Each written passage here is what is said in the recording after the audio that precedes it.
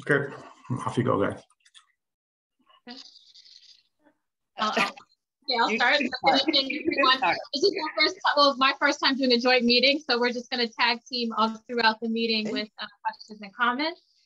So my name is Marissa Mack. I'm the chair of Economic Development and Culture Committee for 11. Hope all is well. I am excited to hear about these two projects that we have before us this evening that seem to be covering a lot of our asks as developers come into the community and touching a lot of the areas in which we look for in development projects throughout the community. So thank you all for joining us, and I will pass it over to Elsie for a briefing. Hi guys, good evening. My name is Elsie Encarnacion and I am the chair of Land Use, Landmarks and Planning. I am also the vice chair of CB11 and so newly appointed and taking a swing at that. So I know I've spoken, thank you. I've spoken to most of you during a brief meeting that we had around these two projects. And so I'm looking forward to the updates and encourage you to do your best to bring us much information as possible. Our committees are super engaged and they will be coming with some questions and some clarity. We will start with the Beacon project and then we will move on to Timbale as our second project. We will try to keep our questions succinct and on topic and on task so that we can move through this, because I know that there is a lot of information for each of these projects. So yeah, I wonder who will begin. I don't know exactly. Should, James, are you starting off with HPD and then handing it over, or are we? Hi, this is Joan. I think Joan, project. Yeah, hi, Elsie. Hi. How are you? Sorry, if you can allow me to share my screen. Yes, thank you so much. And also just want to make a note before we get started, if there are any questions, we will answer at the end. So just hold them until the end of each presentation, and then we will take questions and comments at that time. Thank you.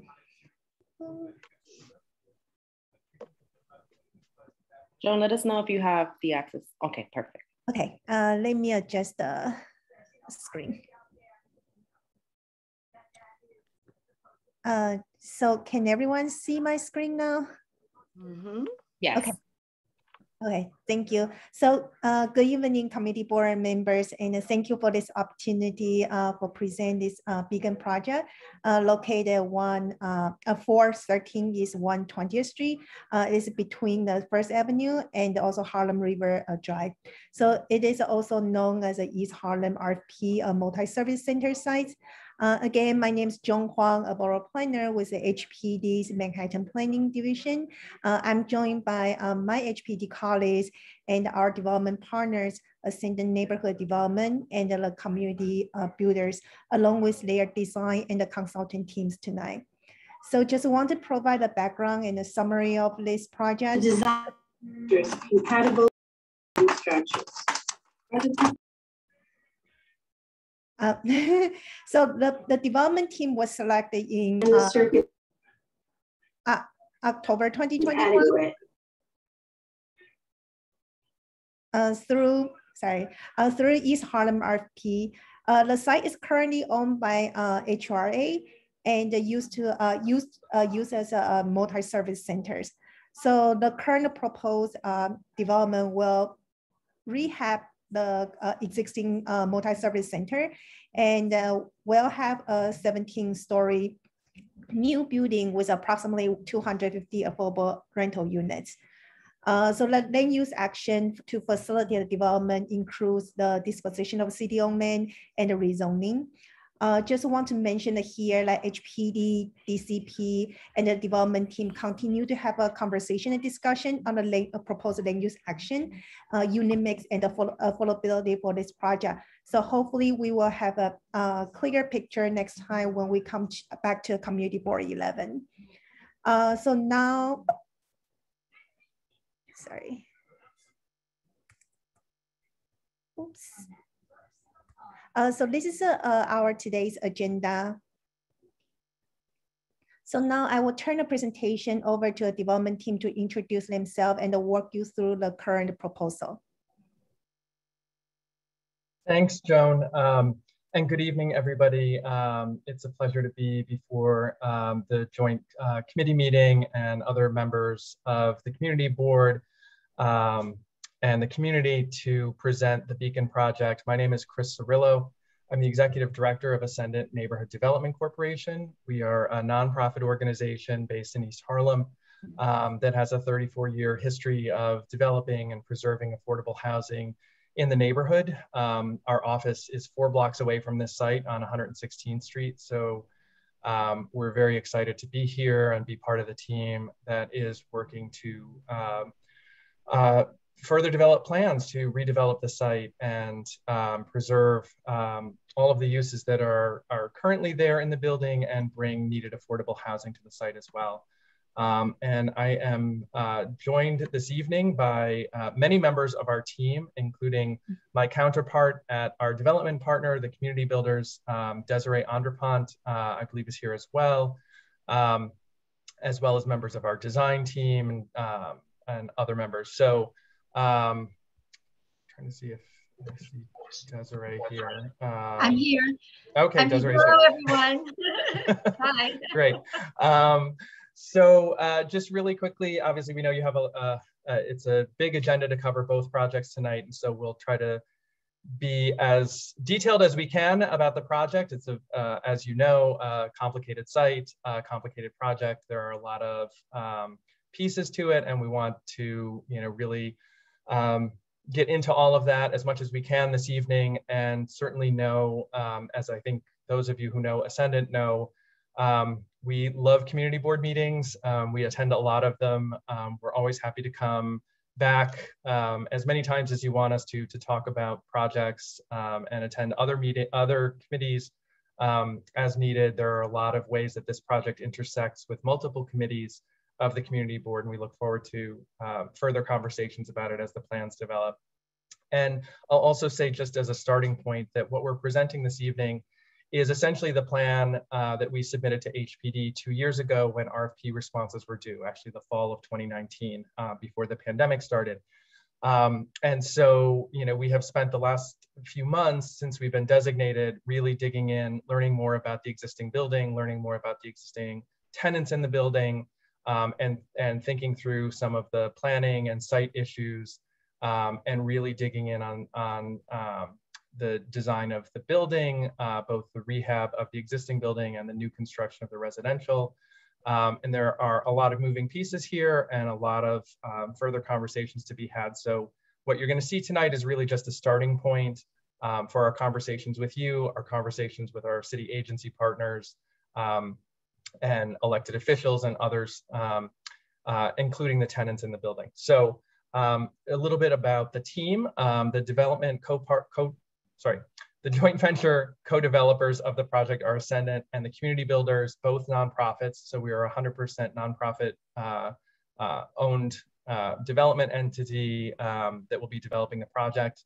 Our contractor for the project will be Latier Construction, which, as you probably all know, is based in East Harlem as well.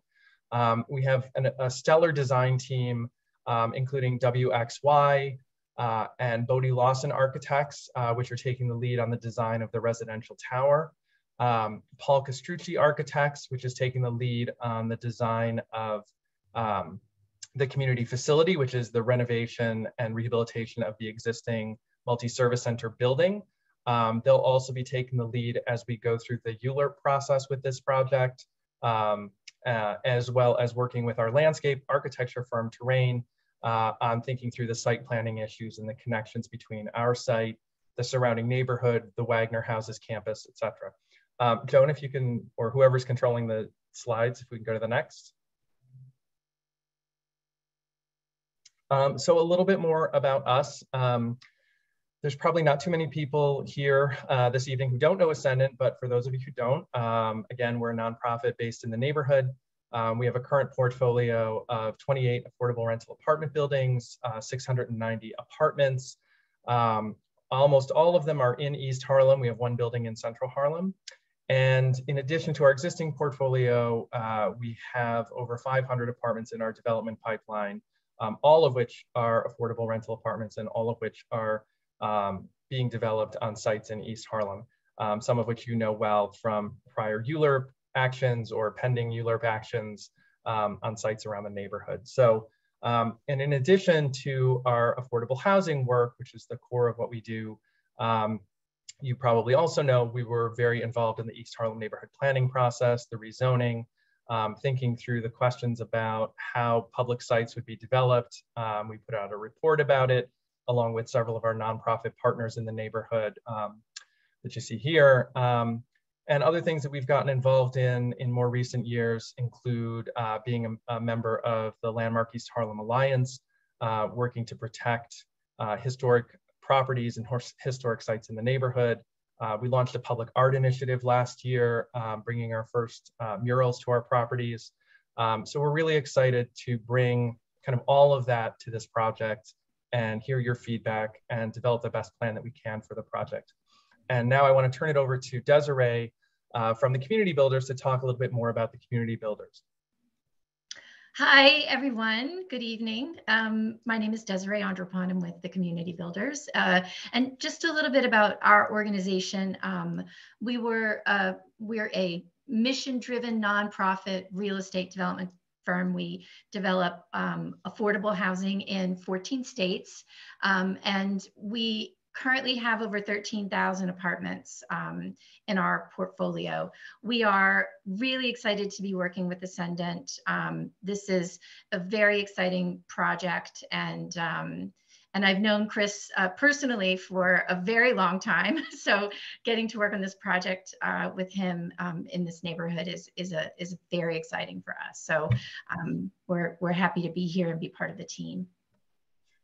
And just on the top of that last slide that you saw there, just to note is the Community Builders recently completed project called Park Haven, which is in the South Bronx, in Councilmember Ayala's district, and which brought over 170, I believe, Desiree, affordable rental apartments to the neighborhood. So just an example of their New York City work. Okay, next slide. Direction. This just kind of puts on a map some of the work and portfolio and pipeline sites that Ascendant is working on in the neighborhood. If you've seen other presentations that we've done on other projects to the community board, you'll have seen versions of this before, but it just kind of shows the geographic scope of the work that we do in the neighborhood and our commitment to really trying to develop the best and most thorough projects that we work on that are really responsive to the neighborhood plan and the community board and community members and stakeholders. So next slide. So let's talk about this site. This is an aerial photo showing East 120th Street between First Avenue, which is on the left side of your screens, and Pleasant Avenue, which is to the right. The site is on the north side of 120th Street. It's highlighted here in purple. Immediately to the west of the site is the Acacia Gardens project, which completed construction a few years ago, which is another 100% affordable rental apartment building, which was developed on what was a portion of the multi-service center site, the old gymnasium building. And then to the north and east of the site is the Wagner Houses campus. So, you know, our proposal for the multi-service center site really has tried to respond to kind of everything that's happening around the site. And you'll see that hopefully in the plans that we'll present in the coming slides. So just while we're still here, you can see the outline of the roof of the existing building, and our proposal, you know, really coming from our own commitment to preservation in the neighborhood, as well as the community board's strong preference as laid out in the recommendations the community board gave to HPD, was to preserve the existing building. And so our proposal, as you'll see in the coming slides, includes the preservation of the former school building, current multi-service center building. Two portions of that existing building will be demolished. There's a small structure immediately to the west of the old school building, which currently serves as the entrance to that building. And that will be demolished and replaced by the entrance to the new residential tower that is part of our project. And then what's shown here just to the north of the main portion of the school building is a smaller kind of northern annex portion of the building. And that is part of the site where the new residential tower will go. So that portion of the building will be demolished, but the main original school building will be preserved and rehabilitated for new use. Next slide. And so just to go into a little detail about the program, and on the right, you see an initial rendering showing the rehabilitated existing building up front, the new residential tower behind, and we'll go through some more slides in a minute that show some other different views. But basically, again, rehabilitation of the existing building, adding some uses to the rooftop. So adding a partial floor on top of the building to add some additional uses, completely rehabilitated interior of the building, newly fitted out spaces, a greenhouse and recreational activity space up on that rooftop addition.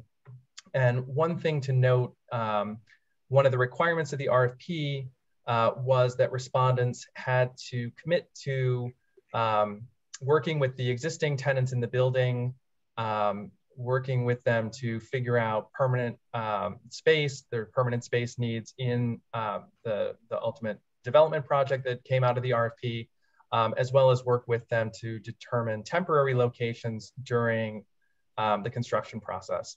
So those are conversations that we have started to have.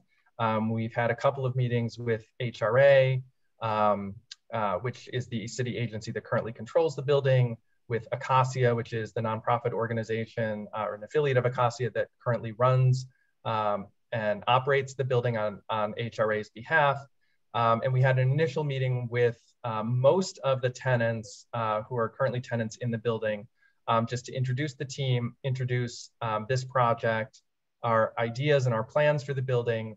And following up on that will be a series of meetings, individual meetings with each of those tenants to get into more detail about their needs, about their space, about the programming that they do in the building, and how it works for them now and how it can work better for them post-rehab, as well as to start to get into the needs for temporary relocation space, where they would need to be in the neighborhood.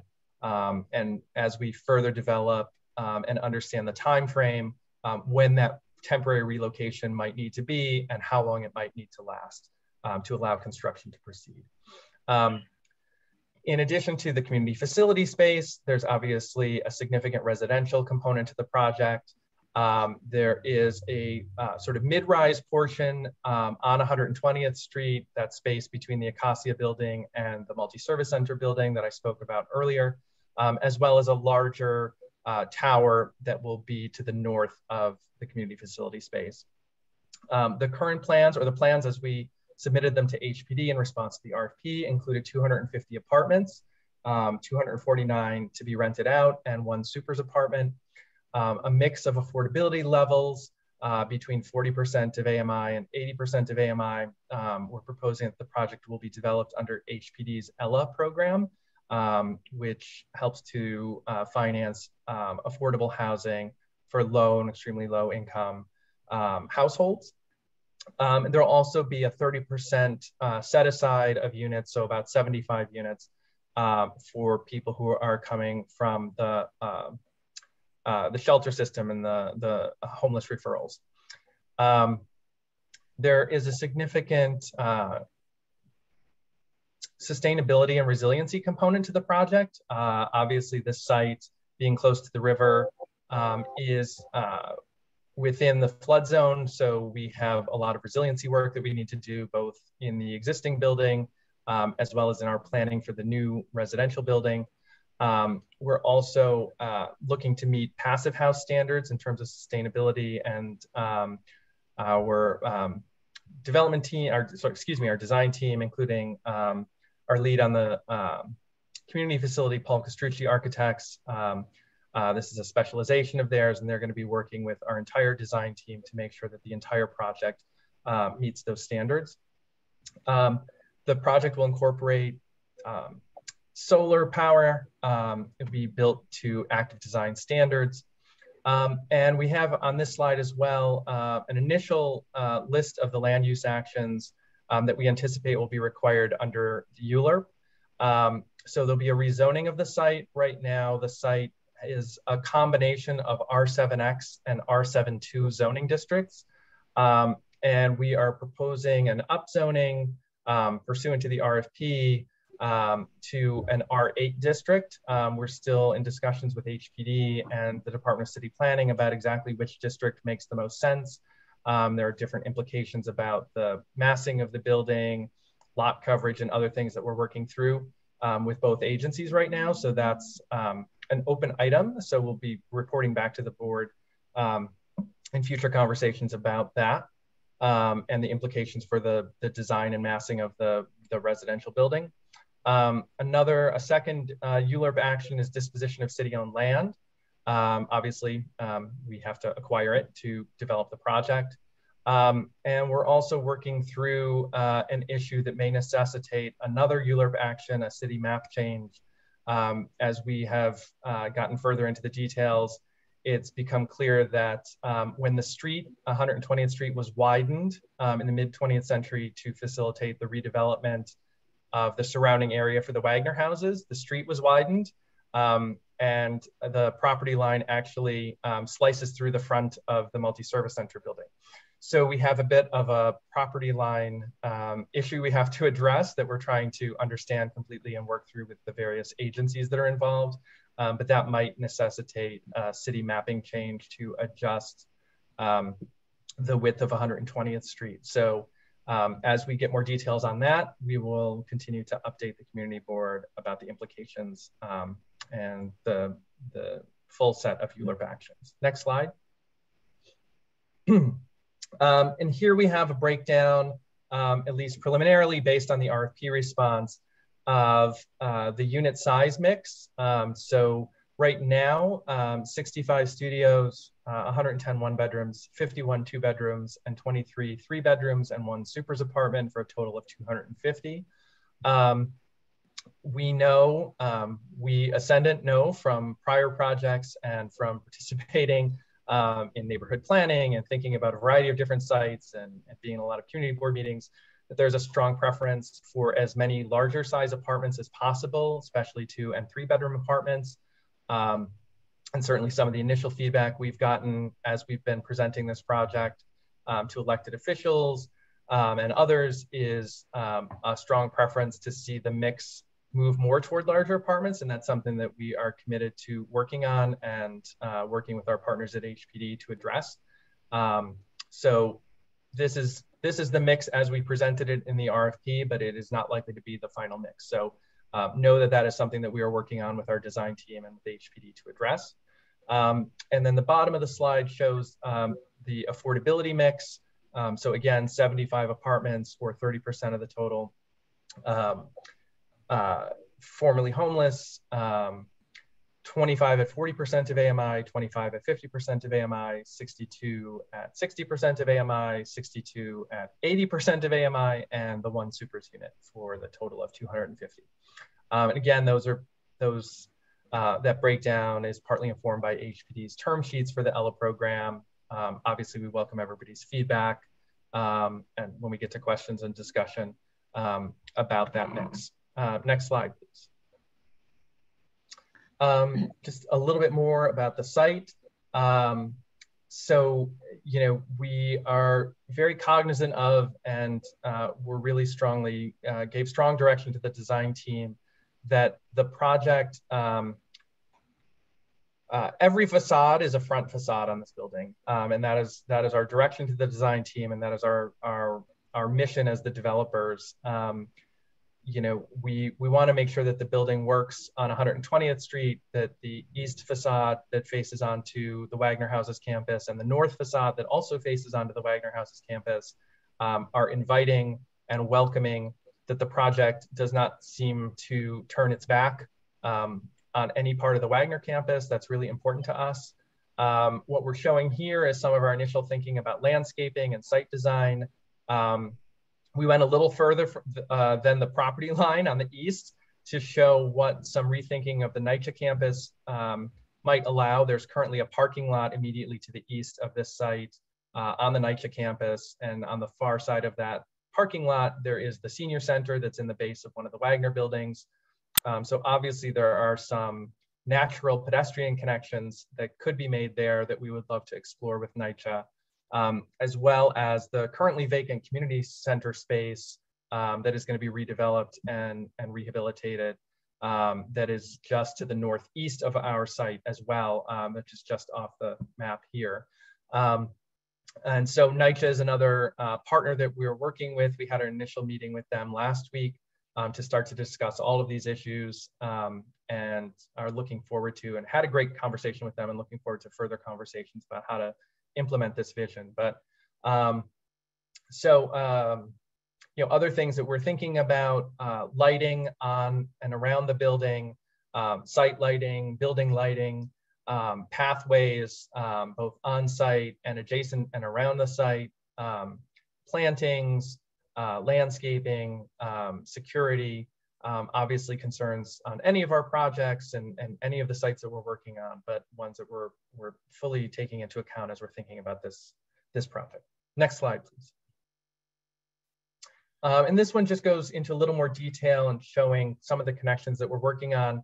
On the left side, showing kind of the main entry points to the building from 120th Street and kind of the pedestrian flow of folks going east and west in the location of the site in the context of the Wagner houses.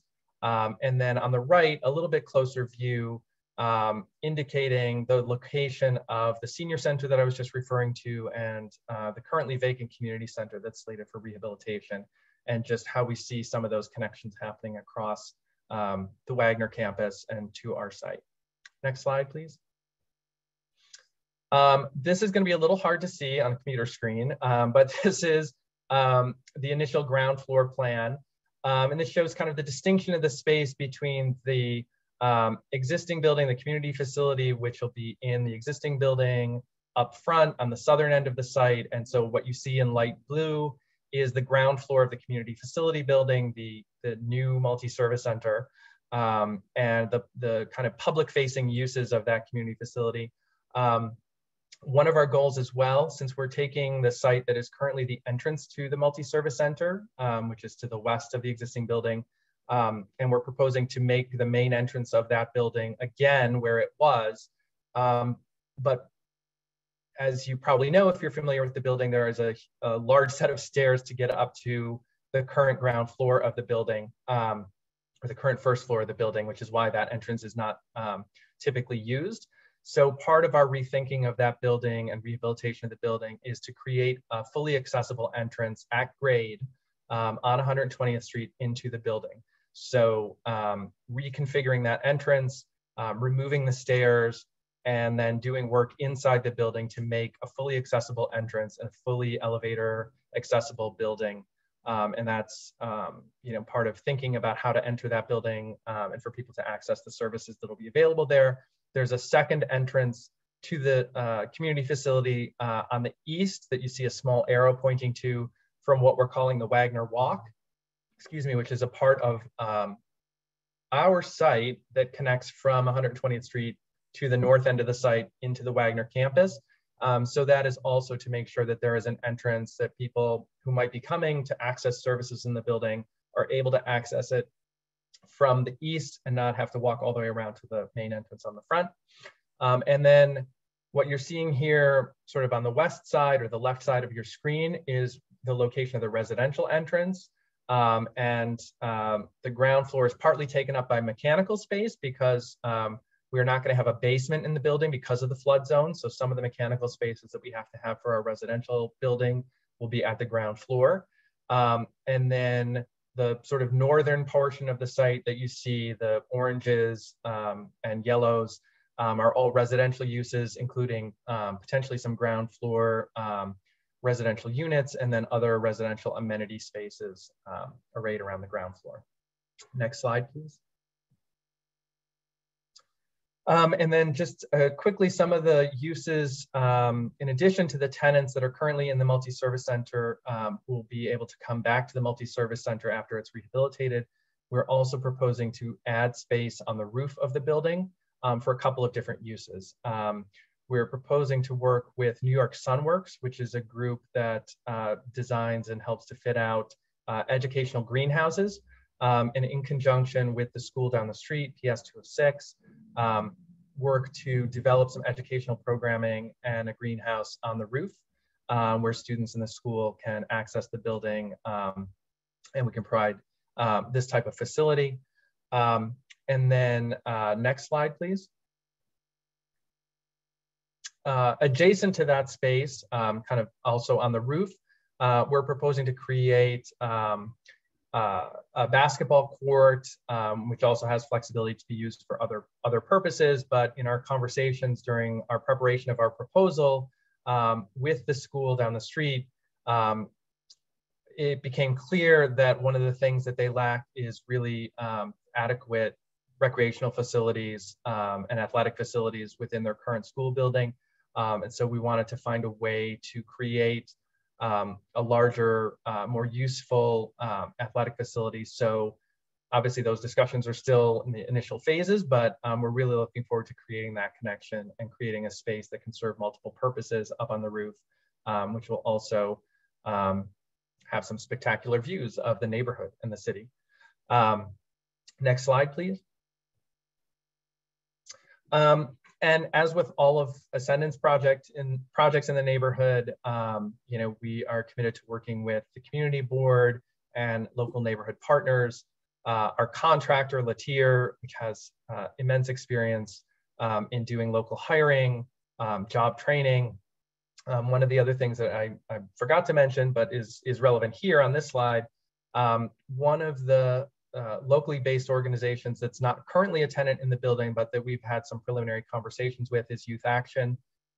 Ascendant has a long-standing relationship with Youth Action through our work together on the Northern Manhattan Collaborative around affordable housing issues in the neighborhood.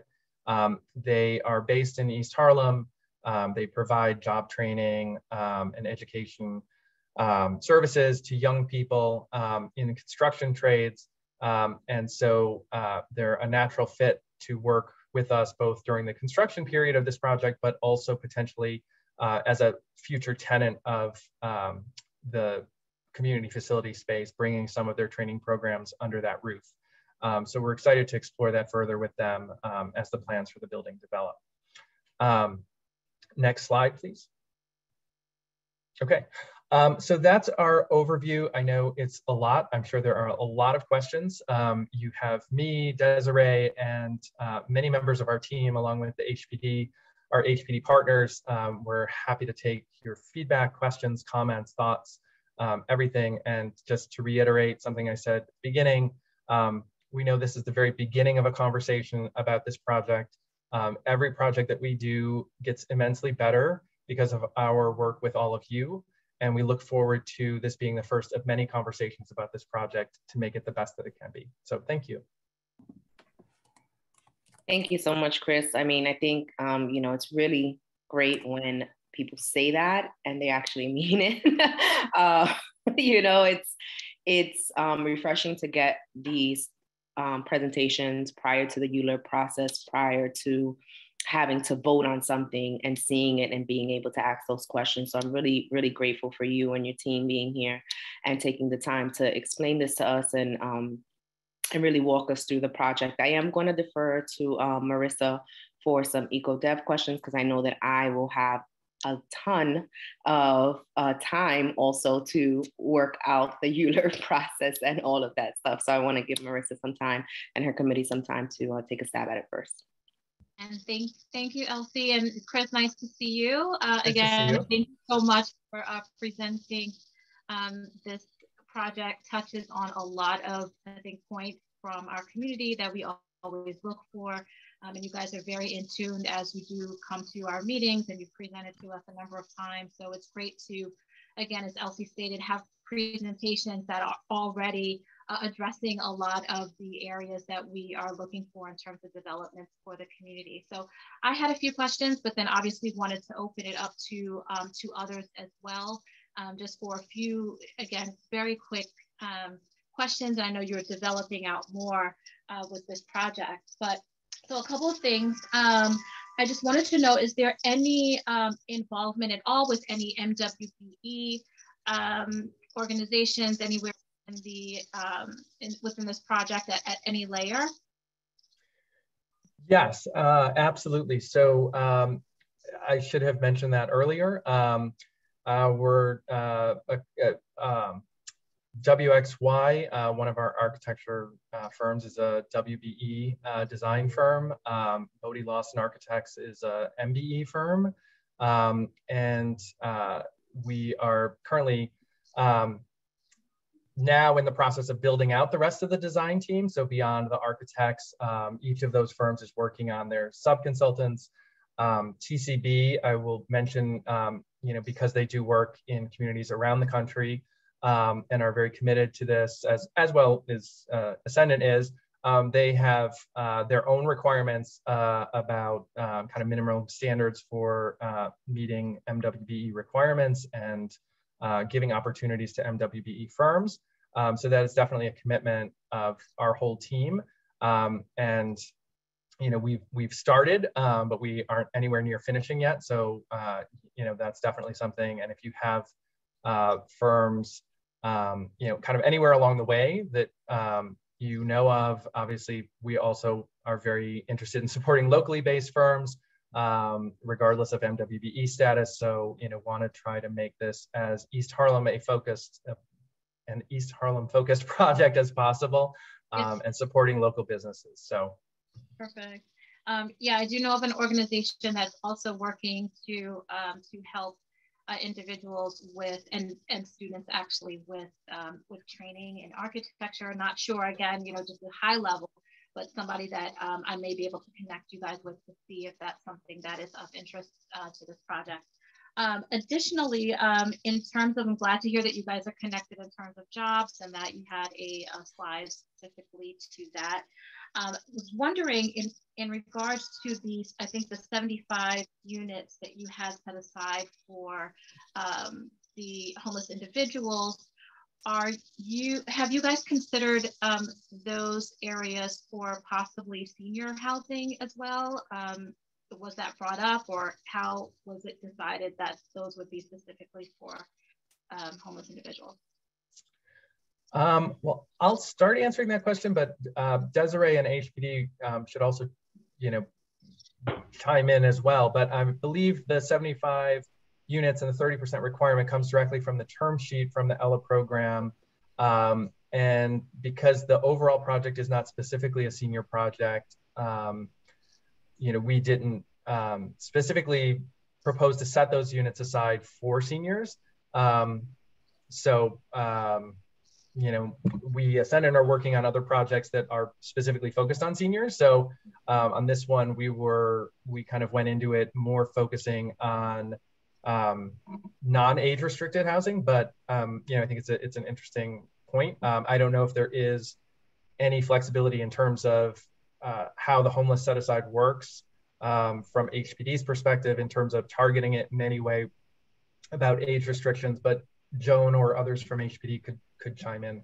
Yeah. Yeah. So I think. No, go ahead, Joan. Everybody from HPD is going to chime in. Everybody's going to jump in. Okay, go ahead, Joan. Oh no, yeah. Feel free to add on this. So in general, formally, HPDs usually will work with DHS and HRA on those formally homeless set aside units. So in terms of if they have a specific age population target for this one, I don't think so. But if Felipe, you have a different view on this, please chime in. Yeah, no, I think Joan and Chris, you guys are going on the right direction. The homeless set aside responds to a specific requirement under the ELA term sheet. To include senior housing in this in these kind of projects, we are usually, as a policy decision in the past, I believe, couple of years, HPD decided to incorporate a senior housing. It will require a specific separate building because these units will need to we need to address a series of needs for the senior population. And HPD has a specific program dedicated to senior housing. So under these larger developments, usually incorporating a separate building increases the hard cost so much that it's not financially feasible. So that's why HPD addresses the senior housing needs with a specific targeted development sites and development projects that only targeted to senior housing without incorporation of any other affordable housing units. For this particular project, considering the amount of units that could be produced, the agency decided to move ahead with another alternative, which is, in this case, the ELA program. Okay. I hope that helps. Yeah, no, obviously, and thank you. I didn't even think about the fact that, there would need to be a completely different structure if you are doing senior housing, it wouldn't necessarily be the same. I'm sure there are other requirements for the types of spaces that you would need for that. So yeah. Right. And usually the senior housing building will need to have, a separate entrance, separate elevator. Totally get it. No, yeah. I get it. So yeah, it would be a completely different structure than what you guys have on in terms of a plan now. So that's completely fine. Just two other questions that I'm going to open it up. And sorry, just wanted to ask this up front. Or actually just one note. There is a program too that I feel like you guys should connect with, the MAP program that works specifically. And Chris, you're shaking your head, so you may be familiar with them already, but I feel like it would be great as they are your neighbors to see if there's a way to connect with them in terms of job positions throughout the community. They're right next door to you. So if you need information, let me know. If you have it, that's great. But I feel like they're right there. They could be involved in this in some way. Yes, we're just at that point, happy to have you make the connection, but that did come up in our conversation with NYCHA last week. And so that's one of many things we discussed with NYCHA in a very wide-ranging meeting about both construction, staging and impacts, long-term kind of plans for the site, opportunities for Wagner Houses residents to become involved in the project during through construction training or construction jobs. So yeah, but obviously the more connections that we can make, the better it will be. So if you can make it first, go ahead, but it's on NYCHA's list of items that they're going to get back to us on to make that connection and facilitate an initial conversation about it. That's great. That's awesome. If they don't, I will, but they're so I would think that they would have that. And then last question, and I thank you for your patience. But last question is just in regards to incorporating any art structures within the buildings. And that could be, obviously, as you guys know, through murals, paintings, but to actually incorporate some of the artists through paid initiatives for the building. So not sure if you guys have thought about that and for this structure and where you are with that. Yes, we have. So as you know, and as I alluded to earlier, we have launched a public art initiative within our Ascendant portfolio. We have our first temporary mural on our Share NYC development site on 106th Street that we dedicated in the fall. Our first permanent mural on 3 of our buildings on 116th Street, just 4 blocks from this site. And we've worked with 2 nonprofits, Groundswell, which works with young people and professional artists to develop the designs for and then implement public art. And we worked with them on the 106th Street mural. And then we worked with Thrive Collective, which is another nonprofit organization based in East Harlem, actually, that similarly works with young people and artists to develop designs for and then implement public art. So they were the ones who worked with us on our first 116th Street mural. So definitely that is going to be a component of all of our projects moving forward, our pipeline projects, as well as our existing portfolio buildings. As we have opportunities to add public art, we're absolutely committed to doing it. we're still working through with the design team where and how that's going to manifest itself. You know, one of the things that we've been thinking about is the eastern facade of the residential tower, perhaps a very large scale piece of public art. You know, the space between the residential tower and the community facility building is planned to be sort of a winter garden space that mainly for residents of the building, but it has definitely some large walls and some space where we have the potential to do something large scale. And then I think also within the community facility building itself, kind of some smaller scale public art that we can incorporate. So I think there'll be it'll happen at a lot of different scales. So we're really excited about that piece of it and looking forward to Everbee's feedback and you know, recommendations about locally based artists, other organizations and groups we can work with. Just send it our way. We're really excited about that. And members of my team who've been working on that are in the meeting tonight. So we'll definitely follow up with you about that as well. Thank you, Chris, so much. You guys are checking off a lot of boxes here. This is something that we want to be able to show as an example of working in partnerships throughout the community. So very happy to see this.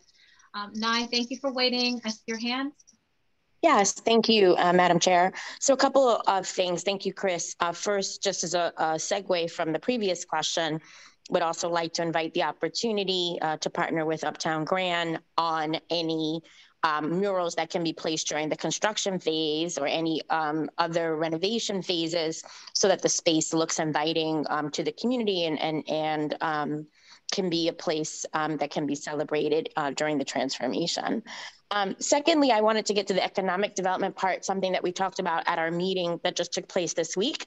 You're going to be bringing in crews to do construction and, you know, having various meetings and showing the sites and walkthroughs. So just wanted to elevate a commitment for you to work with our local restaurants and small businesses for any of the supplies you need, any of your meetings, any of your meals and staffing, and also make the ask that we talked about the other day, which is that as residents move into this building, that you're keeping them informed about how they can support our local economy, whether it's through, you know, ordering straight as opposed to through delivery apps for meals from our local restaurants, to ordering, you know, supplies from local vendors, you know, doing their dry cleaning. I moved into an apartment building that was new in the area and people were still doing their dry cleaning downtown on Wall Street where they work at, as opposed to using a local vendor up here in East Harlem. And of course, most importantly, making sure that they're civically engaged, registered to vote here, and attending and participating and knowledgeable about our community board meetings. So it's more just kind of a forethought, Chris, of you as you start planning. I know a lot of new businesses have, a lot of new buildings have listservs where they're going to collect information to be able to send updates about heating or cooling or repairs or whatever, welcome notes, you know, to their new tenants as they move in. And I would love there to be a component that showcases all of the rich activity and opportunities that exist in East Harlem and ways that these new tenants and anyone who comes to use the center can support our local economy as they interact with this new site. Great, thank you. That's absolutely a commitment of ours. One of the first, certainly not the last, neighborhood alliances that we joined at Ascendant when I came to Ascendant almost 10 years ago was the East Harlem Community Alliance. We've been a member of that ever since. You know, very supportive of efforts to keep dollars in the community, support local businesses.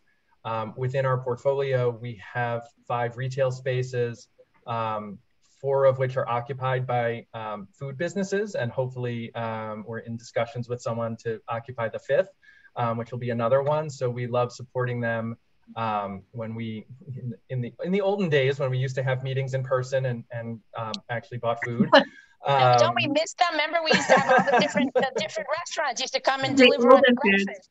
Yes, you know, so that's, I think it's a great idea, and certainly, you know, doing work with Latier to make sure that anyone who's working on the project during the construction period is supporting those types of local businesses is a great idea. And thinking through how we make sure that residents who might be new to the neighborhood when they move in also know about those businesses, and just kind of sharing that information, making it widely available is a great idea. So absolutely, we'd love to do that.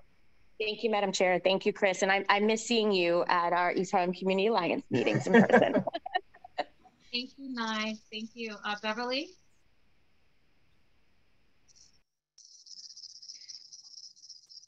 Beverly, you had your hand raised. Did you want to speak? I think she may have stepped away. I received the chat. I think she had to step away. Quickly. Okay. Yeah. I did have a question. In regards to, so first, do we know, Chris, when the ULURP process will begin for you guys?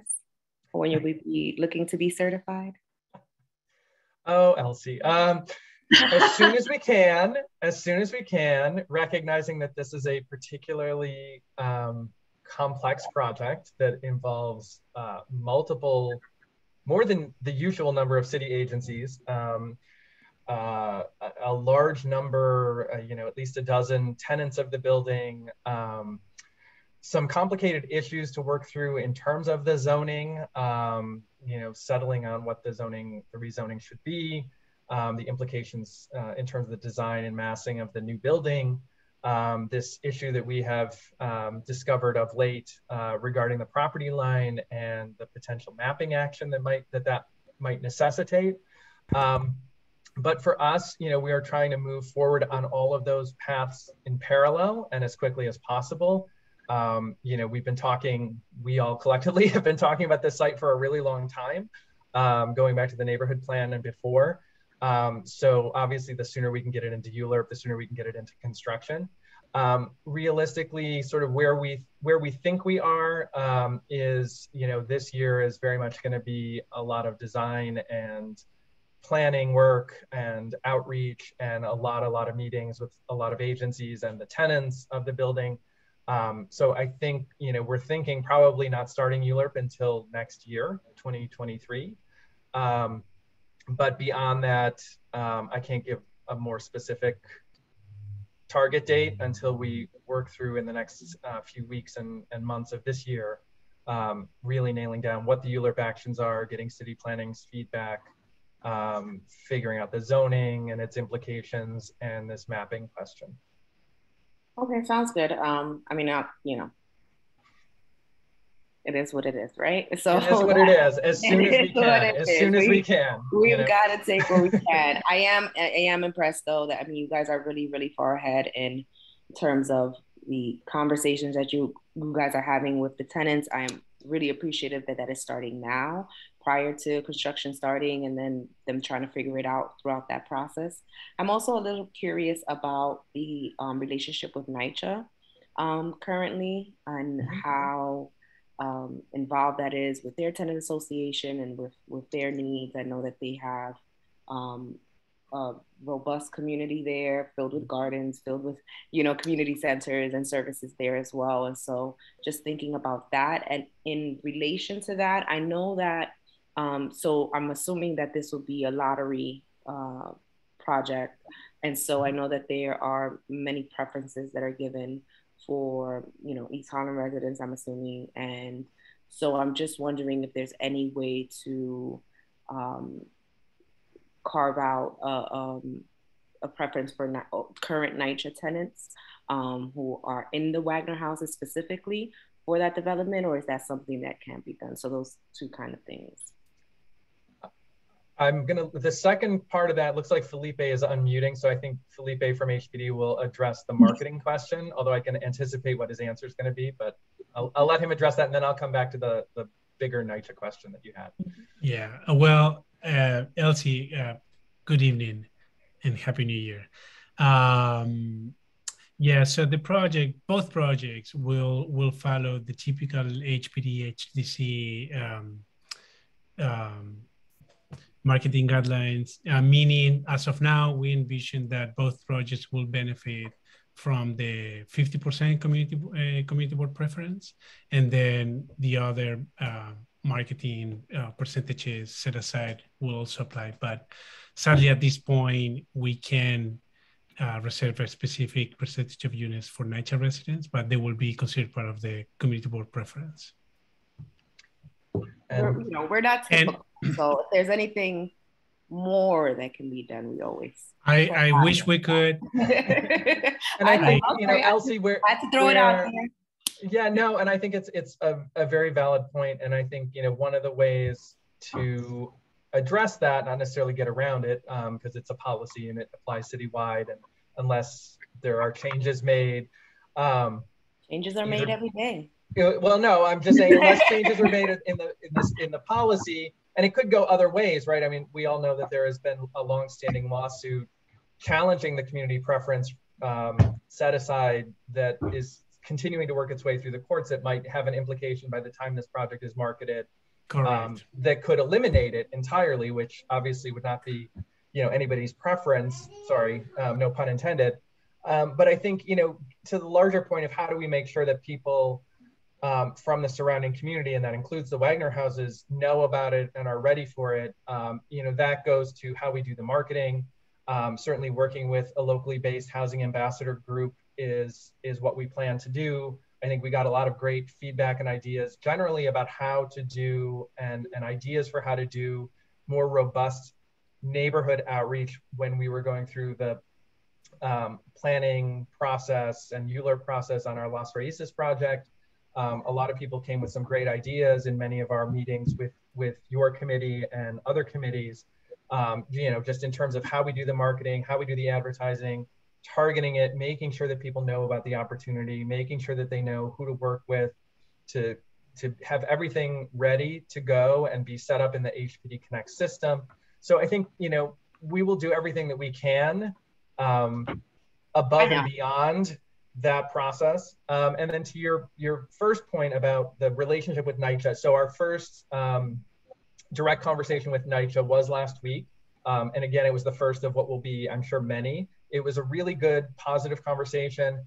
I had reached out just when we were designated to Simon Kowitsky, who's the Executive Vice President of for planning, I believe is his title at NYCHA, who was previously at HPD and worked on the neighborhood plan, is very familiar with the site, you know, was in HPD's planning office before he moved over to NYCHA.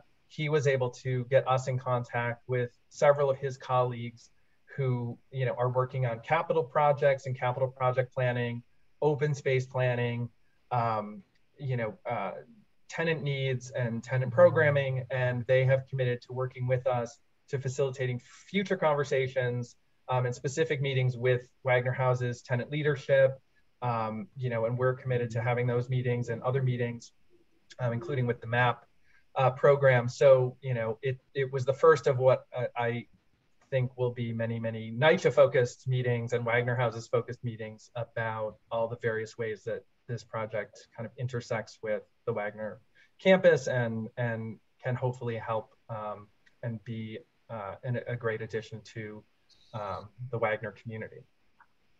And Chris, just to complement your second part of the answer I provided, which is basically increasing the 50% community board preference, meaning a project, nothing stops a project to go beyond the 50%. I think, Chris, the strategies that you highlighted, that the commitment that Ascendant has or might have or will have for this project to marketing these units strongly at the NYCHA campuses with the community board, overall with community board 11 residents, shouldn't stop members of the community to fill out the units beyond the 50%. That's a message that I always try to give to community boards, is that nothing stops a project to be filled out with higher percentage of community board residents. I've seen it happening in Brooklyn, in Bushwick, projects that have been filled out with 70% of local residents instead of just 50%. But again, everything depends on how well we're able to market these units to local residents. How can we help better local residents to, fill out and create their Housing Connect profiles? So that's a work that needs to be done collectively with the developer, with HPD.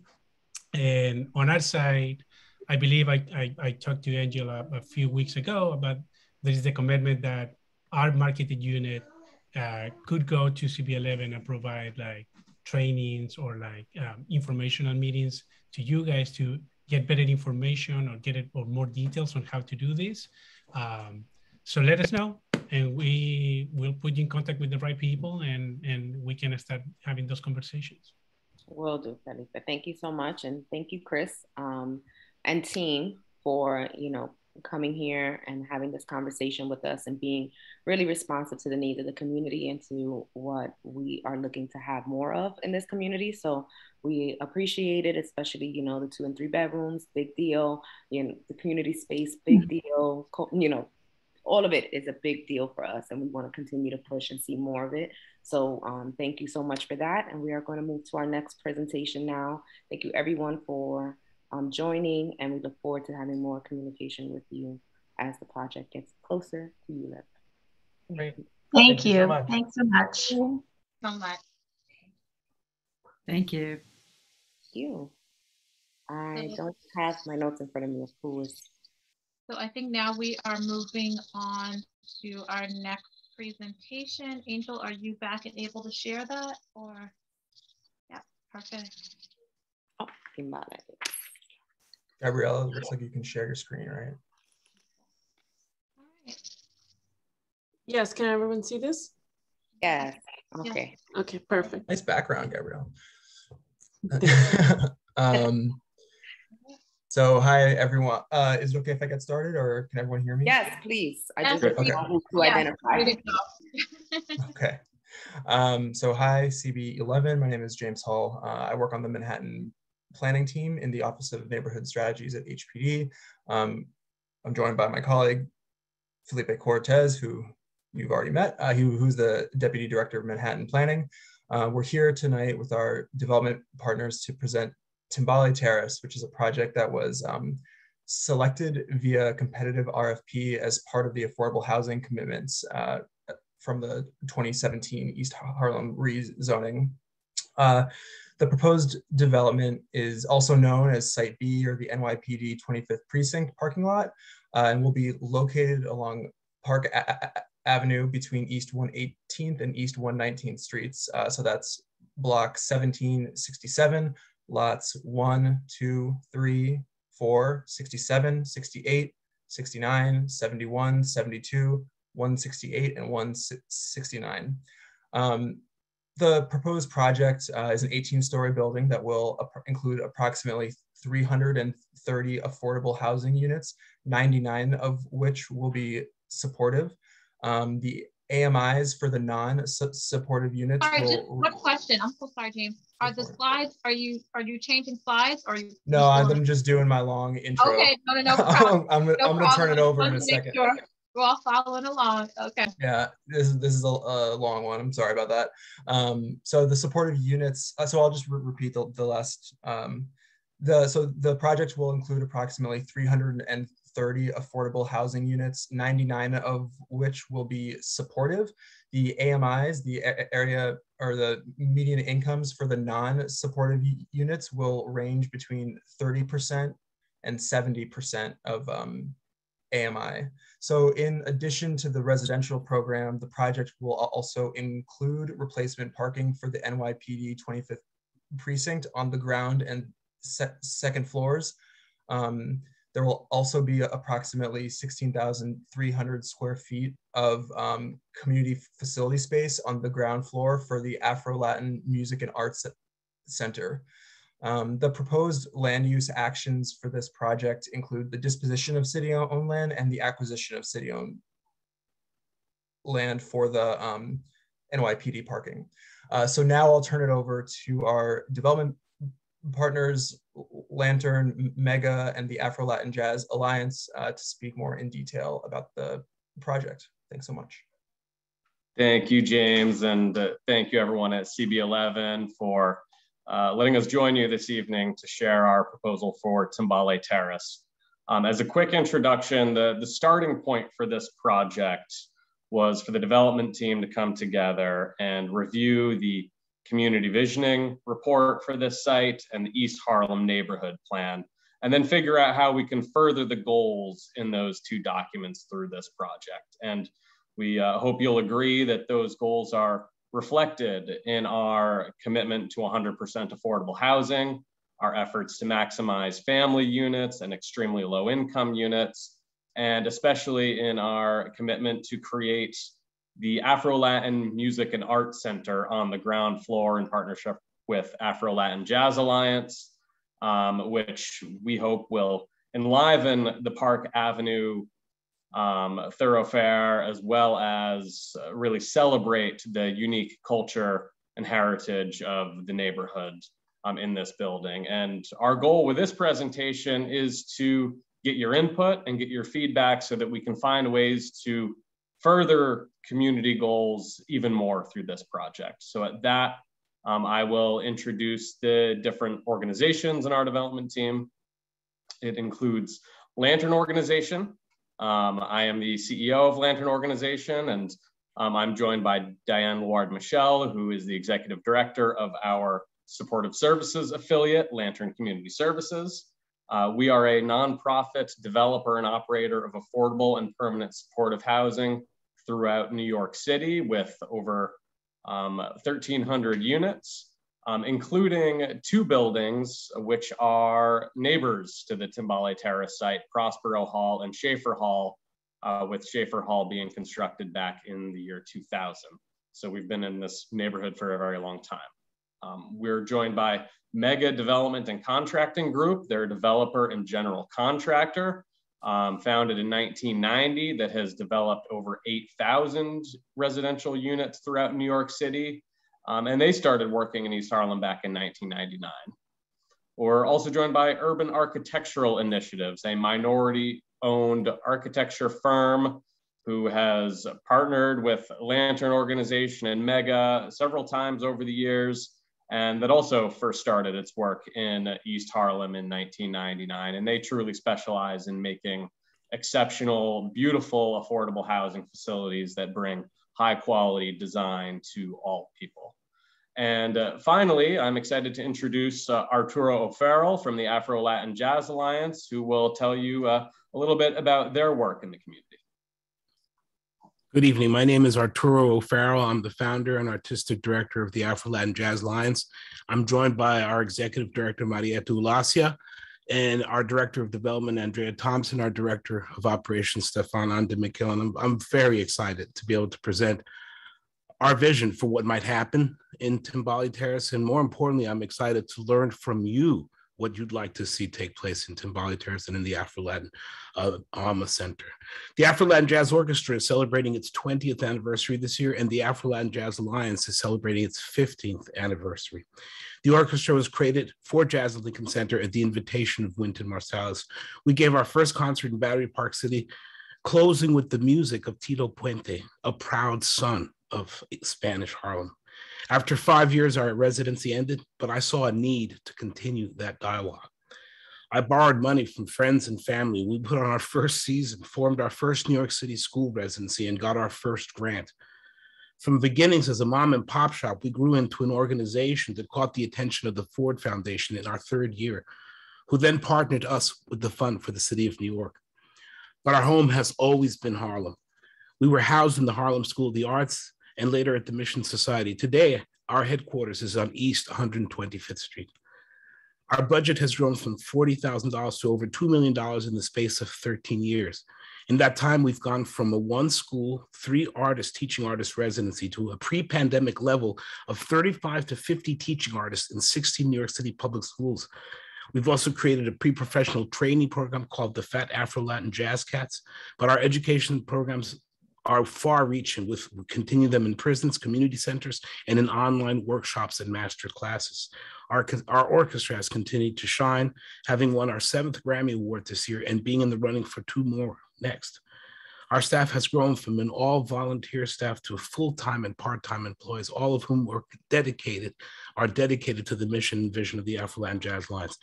The Afro-Latin Jazz Alliance performs, educates about, and preserves the music of all of the Americas, emanating from Africa and indigenous roots through the entry point of jazz, and embraces its commitment to social justice, equity, inclusion, and the equality of all cultures worldwide.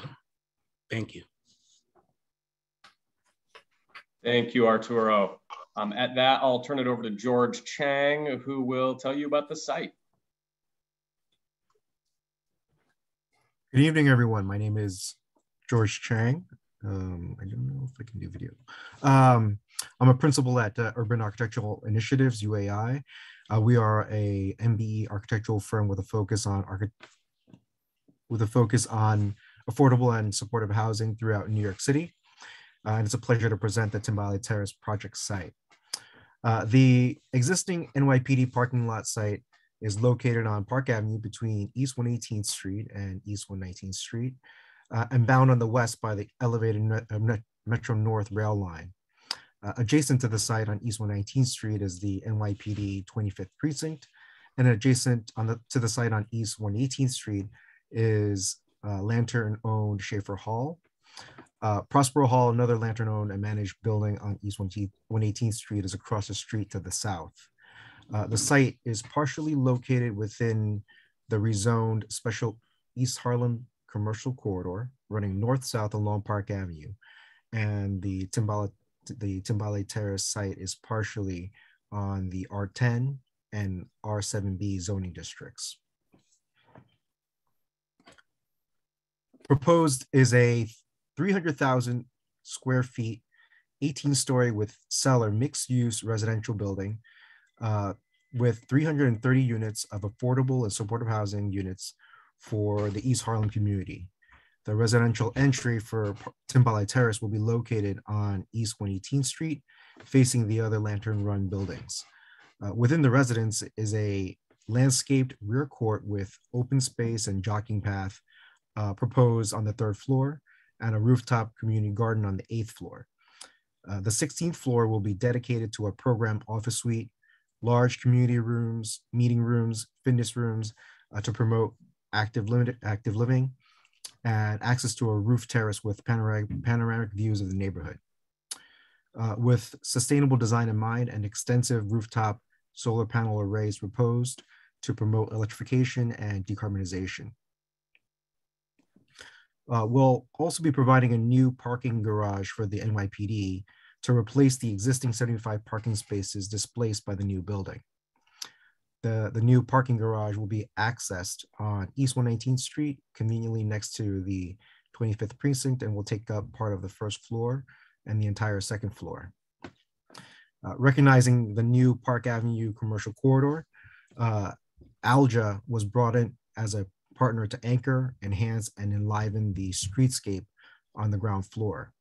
A brand new 16,000 square foot community facility to house the Afro-Latin Music and Arts Center, the Alma Center, is proposed, which will celebrate the history, culture, arts, and identity of the East Harlem community and bring excitement, energy to this commercial corridor.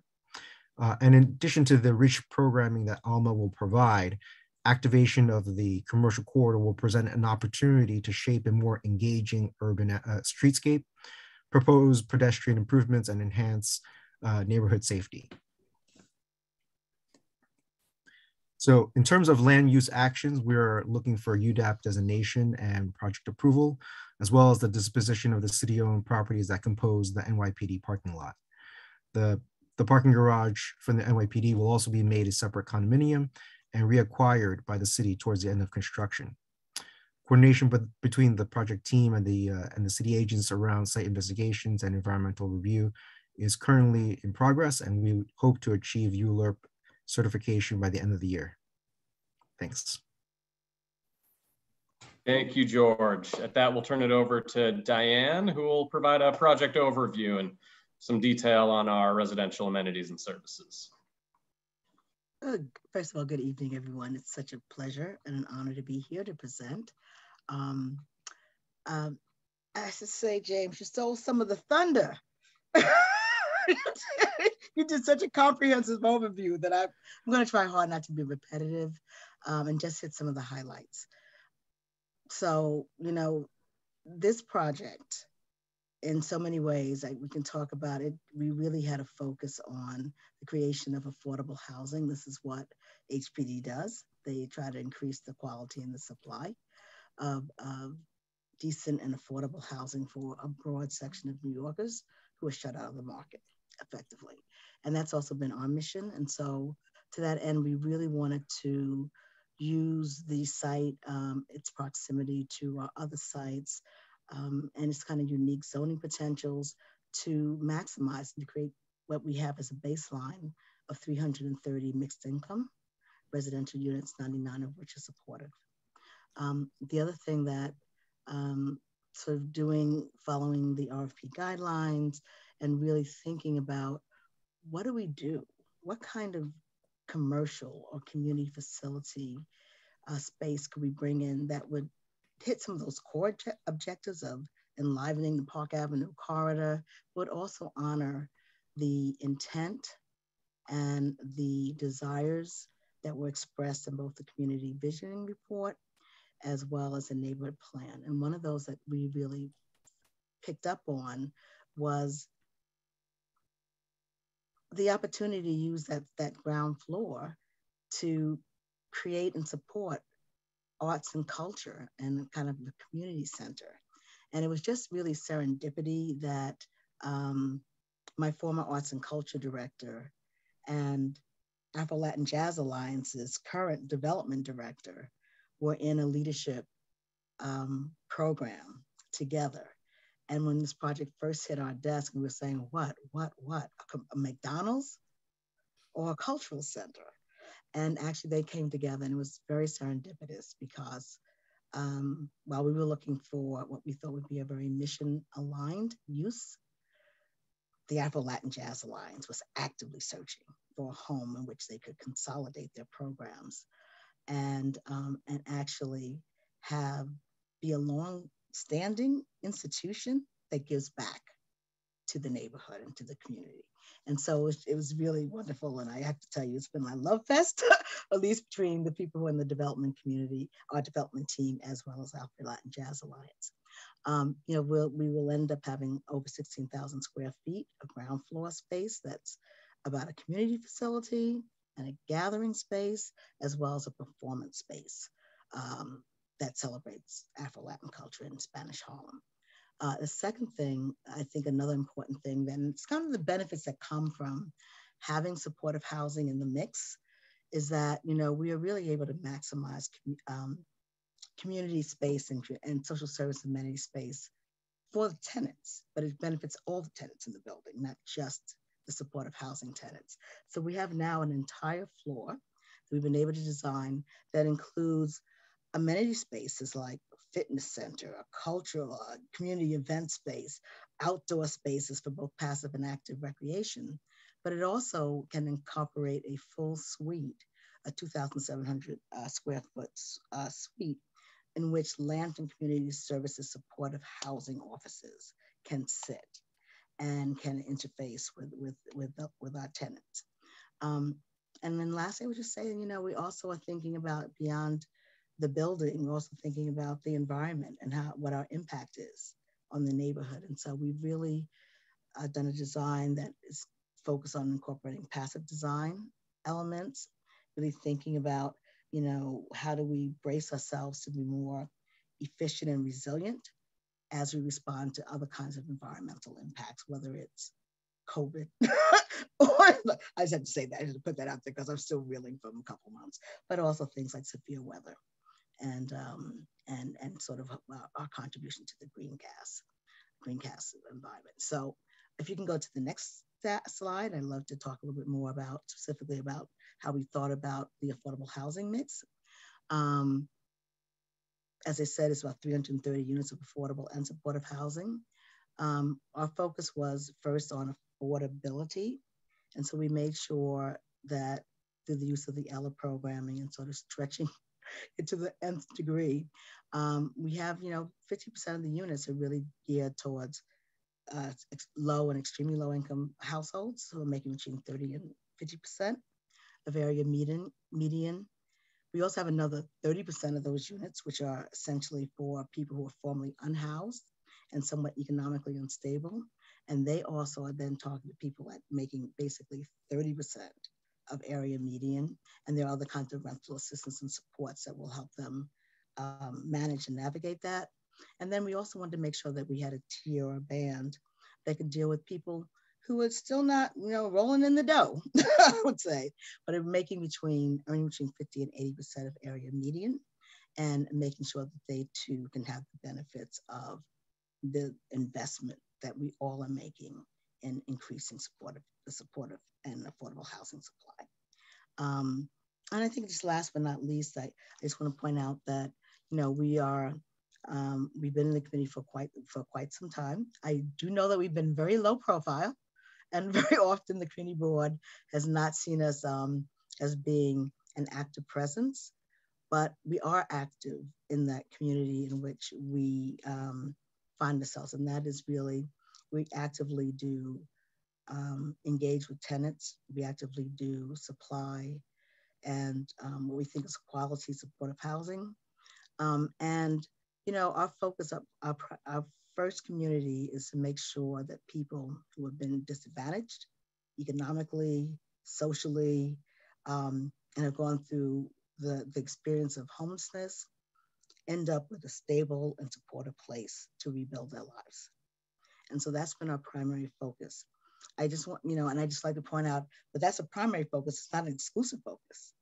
And so we really are looking forward to this project and what we can do on an ongoing basis to work and collaborate, respect, honor, build, steward a more steadfast relationship with local community stakeholders, including the CB11.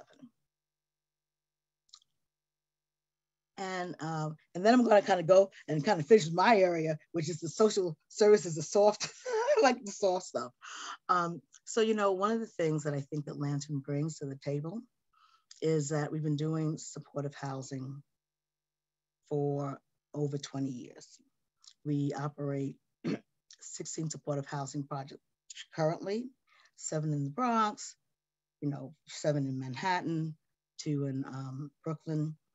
We have been really looking at and digging down into the needs and how best to serve people who were formerly unhoused. And so we provide what I would say are comprehensive, very individualized and client-centered and very evidence-based services that support health and well-being, individual growth, and responsibility and self-efficacy. And that's been the, on the basic social work programs, which I'll say we definitely have an interdisciplinary team of social workers and case managers. We don't stop there. We also are concerned with providing very individualized employment placement and educational supports. We have health and wellness educators who walk people through a variety of ways in which they can better attend to their health needs. We have peer engagement specialists. We have housing stability specialists. That's sort of the core team. And then on top of that, we also think about how do we create spaces in which those activities are supported. And so, our designers, thank you, UAI, have really come up with active and passive design elements that we think support both physical and social and emotional well-being, jogging paths, outdoor recreation, fitness facility, which we really want to be almost a WeWork space for local fitness entrepreneurs to come in and have a space in which they can offer classes to both our residents and the local community and our neighbors. And then we have also, there's a time for, to have a kind of spaces that promote personal reflection and meditation and peace and calm. And that's also part of the project design and objectives. And last but not least, I just want to say that, again, the whole 16th floor is a floor that's not about residences or apartments. It's a floor that's about creating meeting and community gathering spaces and places where people can meet in small groups and large groups and extended groups. And that's really important to have that within a building because it definitely supports that objective. We already at Lantern have really robust programming around culinary, food insecurity, all those things that deal with the fact that many people run out of food before they run out of money.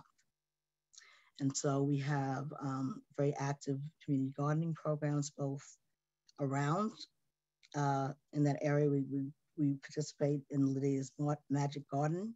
We have our own garden spaces within both of our buildings, existing buildings. We do weekly fresh produce distribution.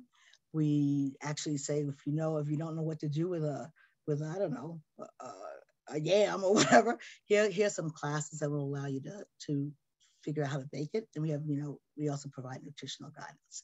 And then last but not least, and it really dovetails with what Arturo and the Afro-Latin Jazz Alliance does, is that we have a firm belief that you can't always just look at your problems and your issues. You have to look at what brings joy and connection. And so we have a very robust sort of programming in arts and culture. It's everything. We use both staff and volunteers to do anything from creative writing, arts therapy, dance, music, visual arts, storytelling. There's a lot of pain and trauma that gets discharged through storytelling, but it's really so that people can tap into that part of their brain that's about opportunity and healing on a different level. So with that, I will pass the baton, and I'm very open to any questions that people have about how Lantern supports its tenants and how Lantern thinks about community at a later date. So. Thank you so much, Diane. We're gonna go back to Arturo now, who's gonna share Alja's plans for the Alma Center. Well, the Alma Center will be many things. It will be part of it, a small part of it will be the concert hall. A bigger part of it will be a school, a community center, a cafe, a recording studio, a digital editing suite, and more. It will house office and teaching space, but more than anything else, it will be a campfire around which community members can come and share from their own abundance.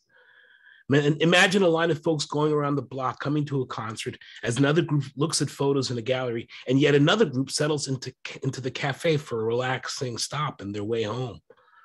The Alma Center will also house employment and education opportunities for local young people to explore careers in the music business, sound engineering, or any myriad of possibilities in the performing arts.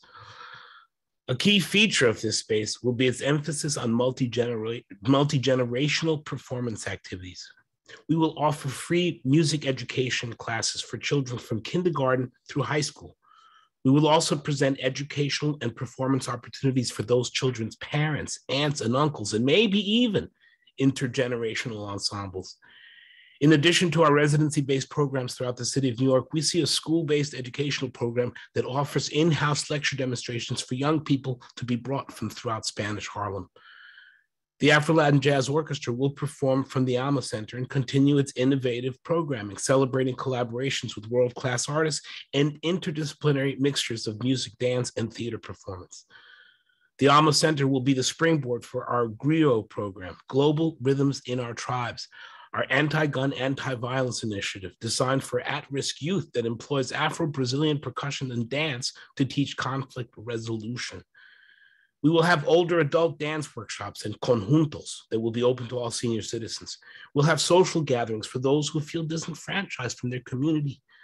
We'll work closely with our friends from MOTI, Musicians on the Inside, to provide musical training for families affected by the criminal justice system.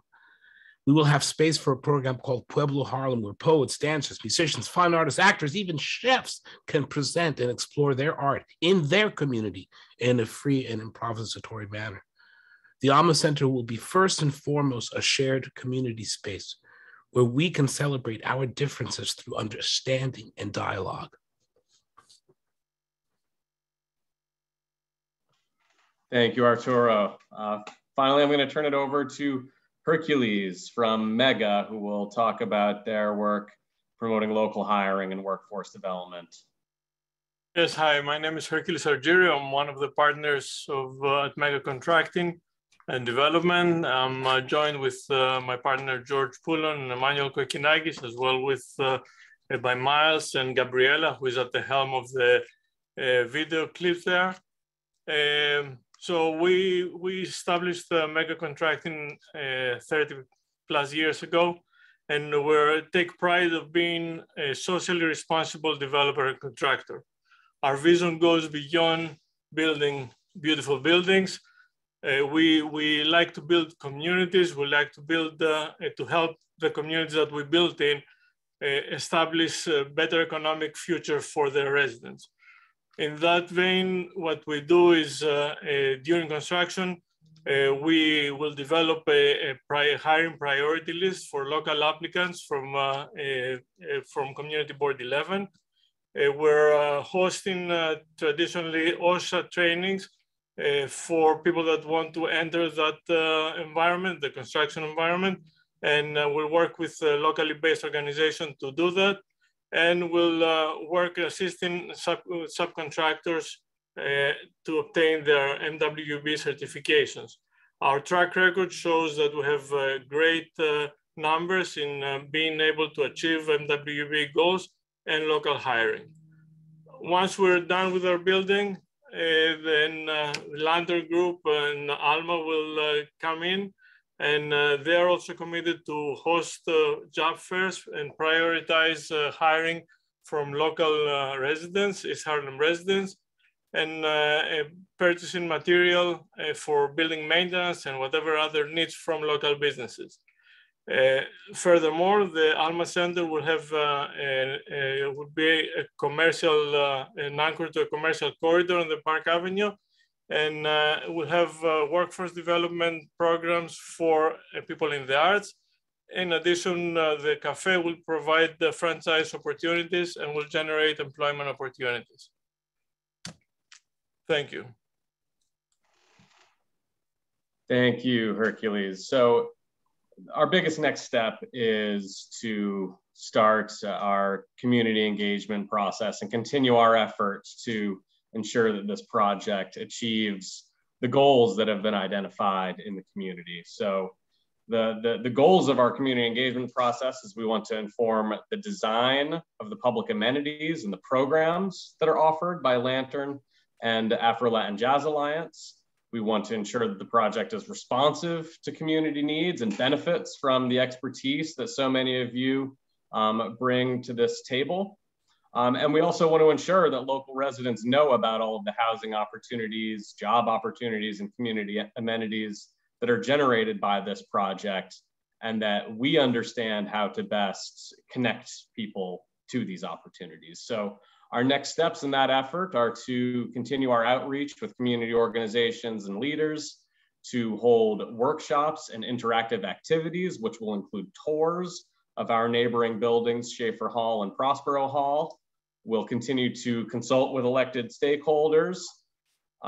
We will host a Pueblo Harlem Family Festival in collaboration with Afro-Latin Jazz Alliance, which will be an event with music, art, dancing, food, and also information about this project and opportunities for people to provide input. And then finally, we will form a community advisory board, which will provide continual opportunities for neighbors and community stakeholders to provide input into Timbale Terrace when the building is in operations. So at that, I wanted to thank all of you, and then finally share a very brief video which captures the spirit of both Afro-Latin Jazz Alliance and also the Timbale Terrace project.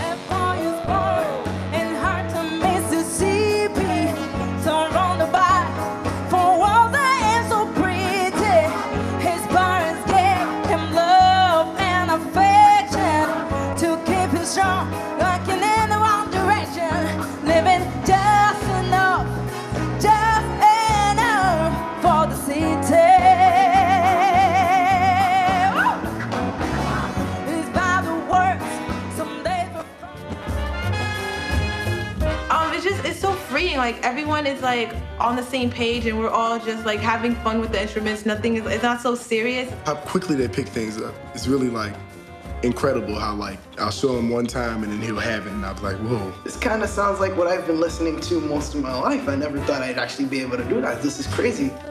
Guantanamera. Students here are earnest. They come here hungry to learn. You know, we do an hour of theory before we even play our instruments.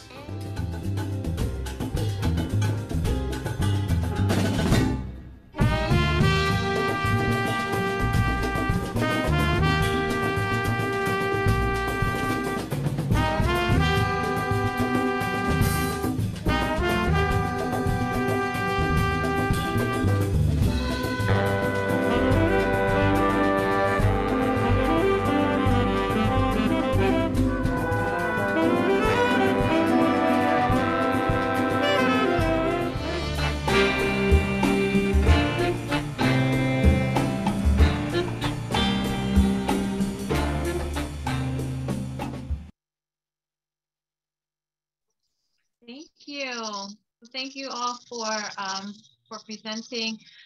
Elsie, I know I kind of took the lead first, so I'm going to, I guess, pass it over to you. And then I have a few questions, and I do see a few hands here. Okay, so Elsie is not on screen, so I'm gonna just go ahead. So I am very specifically impressed by the Afro Jazz Center that is coming. I know that you guys have highlighted that quite a bit in terms of the structure that is coming. I have a few questions, so to the mix of the building and just how that works. And again, please just excuse what I may not know, but I know that there is a mix of units that will be set aside for supportive housing in addition to regular, I don't want to say regular, but other units. And so how I've known supportive housing to be, I guess, one structure primarily separate. How does that, how does that work? How is that, where has that been done before? And just like how is the makeup of that? What does that look like? Sure. So of the 330 proposed units, 99 are permanent supportive housing. This is quite common across Lantern Organization's portfolio. Even Prospero Hall right across the street has a combination of supportive housing units and low income units. So we're well versed in creating communities that provide heavier supports for the permanent supportive housing residents, but that also create really a seamless community among people where everyone has an opportunity to thrive and benefit from the programs that our staff offer. And Marissa, I'd just like to add that, I think development and supportive housing has gone through arcs and it has sort of evolved. And there was certain back in the 90s, early 90s was really getting off, where many projects were 100% for persons with lived experience in homelessness. That is not the norm anymore. For the most part, it is a function of knowing that that people do better in communities that are mixed and where they have all different kinds of opportunities to interface and engage. But the other thing is that as projects have gotten larger, right? When we had like 100% project and we only had a 50-unit project, that was one thing. But to do a 300-unit project that was all supportive housing was like, no. And so it's been pretty tested for, I'd say, the last 20 years, mixing low-income people from the community with people who have, like say, lived experience with homelessness has worked fairly well. One, people in the community get an exceptional, maybe an above amenity building because of the supportive housing element. Things like 24-hour, desk coverage and security is just a primary feature of supportive housing, which is not in affordable housing. So I've had some projects where just that element alone has given children in the neighborhood a safe haven, a designated safe haven, where if something is happening that's concerning for them on the street, if they're not picked up in time, they can go to a Lantern project and know that they will be safe until resources are done. So it's not necessarily intuitive, but it has been proven to work really well for close to 20 years now. Thank you for providing that background. In regards to jobs and connecting, I feel like there was a small portion of that towards the end, which was good. And I'm glad that you addressed that. I guess, what have you done on your end to kind of connect with some of the resources in the community for having a pipeline of jobs, having a pipeline of internships? What groundwork has been done, you know, as opposed to just, you know, mentioning that during this? Good question. I'm going to turn that to Hercules, who can speak to the great work Mega's been doing in that area. So in every community that we go to the community board, and we encourage through the community board applicants to come in and apply for jobs. We work, obviously we have to work with Hire NYC, which is a city requirement. And we take resumes, we prioritize them for residents for the community board, and ask all our subcontractors to get new hires from that list. It's a program that works well. We've done our numbers, and we can share them with you. They're astonishingly well, astonishingly good. We have done great percentages as far as achieving goals. And actually, I'm glad George Poulon, my partner, who is more in the field, joined in on video, so he can talk a little bit more about that. Yeah, thank you. Thank you, Hercules. And good evening, everybody. Very excited to be here to present to you guys tonight. Yeah, I just wanted to add, we recently completed a project that you might be familiar with in the neighborhood, the Randolph Houses project on 114th Street. And we worked very closely with the West Harlem group and did some community outreach in a couple of their buildings. When that project was going on, they were one of the partners of the project. And it was an extremely successful project on the local hiring. And you can see here from this chart how successful it was. The project is the West 114th Street project. And we exceeded all of our goals there for local hiring as well as MWBE participation. So we're very focused on the working with the local groups and doing community outreach and doing outreach sessions. I don't remember the name of the facility that they have. It's a little higher up. It was in, I think it was in the 127th Street. There was a school that they have community programs running out of. And we actually did a big outreach in that school in the auditorium those are the type of activities that we're going to do, and we're definitely going to set them up for this project as well to do community outreach. And again, we welcome, I know that Dan mentioned it before, but we welcome input from the community board on how we could improve on our outreach and how we could improve on achieving the goals that you want us to achieve. And we're open and welcome to your help to help us get to that level and even higher. Thank you, and I appreciate that. We, you know, obviously with the opportunity, we want to make sure that we're connecting resources where possible. And we want to do that from the beginning, right? We don't want jobs absolutely throughout the process. So hearing and you, Marissa, may I just add one quick thing before we like move on, if you're not, because yeah, right. No, okay, yeah. Really quick. I just want to say that, you know, we definitely would like to support local entrepreneurs, local businesses. I had to take, I think you model. So I know that during the pandemic, I stopped buying from Amazon personally. And I was in my neighborhood working. I bought local businesses, small businesses, Black-owned businesses, woman-owned businesses. That's how I chose to use my economic dollar.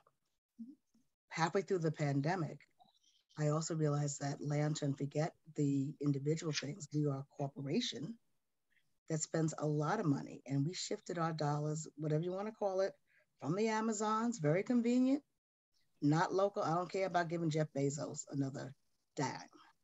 and we started shifting it to, even if it's more labor intensive and maybe a little more expensive, where do we buy our goods and services? If we are talking about Fortune 500 companies, that's the ones that are responsible, that haven't proven that they're anti-voting rights, anti-civil rights, anti-civil. Right. So it's like, you know, I look at it from that thing, but also look at it from a corporate responsibility perspective, and how do we use our dollars and the economic power that we have. And I hope it's to support our neighbors and the local businesses that are struggling.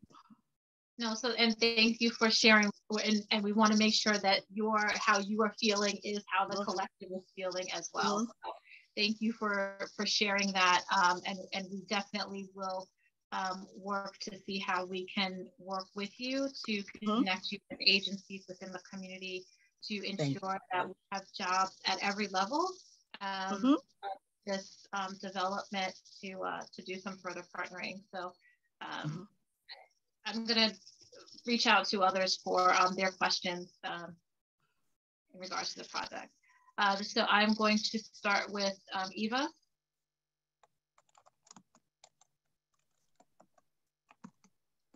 Hi, this is Eva.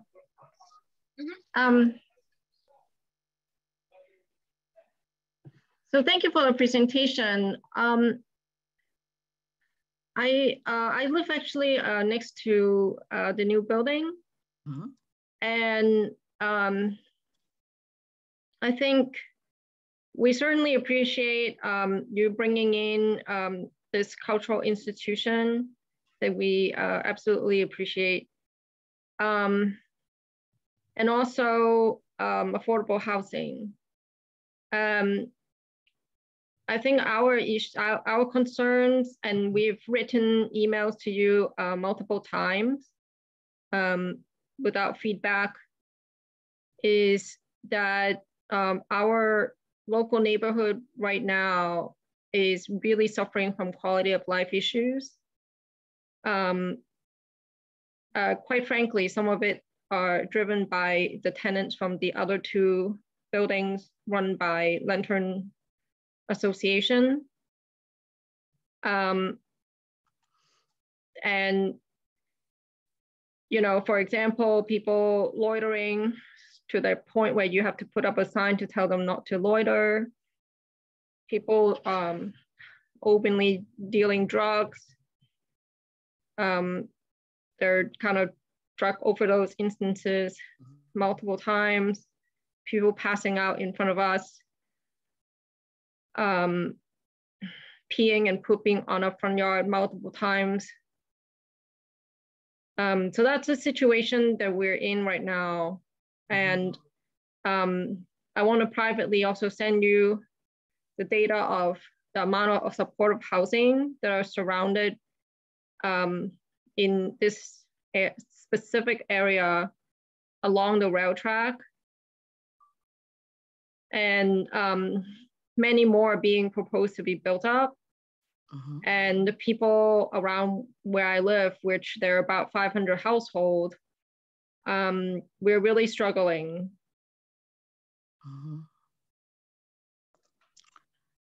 Eva, since in some respects, since you know, I'm responsible for the social service delivery and supports to every tenant that's in the building. I'm gonna just offer you my personal contact information. I have not seen some of those things. It might just be lost in the sauce or misdirected, but I, as the executive director, sort of like it's at the top of my food chain. The other thing I just wanted to say is, this is for the CB11 writ large, something like a community advisory board can be set up tomorrow to address any issues and impacts you might think we are having on quality of life issues. I can't undo all the societal pressures that are impacting not just our residents, but other residents of East Harlem. But we have done this recently with another Midtown community board and elected officials.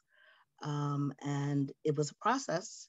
It was a process of both education and openness and receptiveness on both sides. And it has remarkable improvements in our interface and our stuff. And part of it's that we dig deep and we look carefully and we sort of ascertain, what actually is stemming from our tenants, what is not, and then how do we, what's the best thing that we can do to respond to neighborhood concerns. So I put that out there.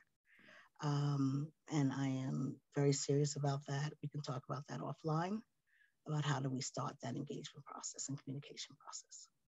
Okay, I appreciate it. And in our letter, we also asked for the community advisory board. And certainly, given that we are your closest neighbor, we hope to be given seats on that board. Eva, can you tell me what your address is and how close you are to either of our buildings? Yeah, so I'm on 57 East 118th Street. Okay. Okay. Yeah. Okay. Eva, I don't want to take up the whole thing. I would ask, I wanted to say that you guys, I think you can directly, Eva, thank you for bringing that up. But if you can, on the development side, if you can also just drop your contact information for anyone that can be a liaison between the community and your end in the chat, that would be extremely helpful. That's another way to open up dialogue and then further conversation.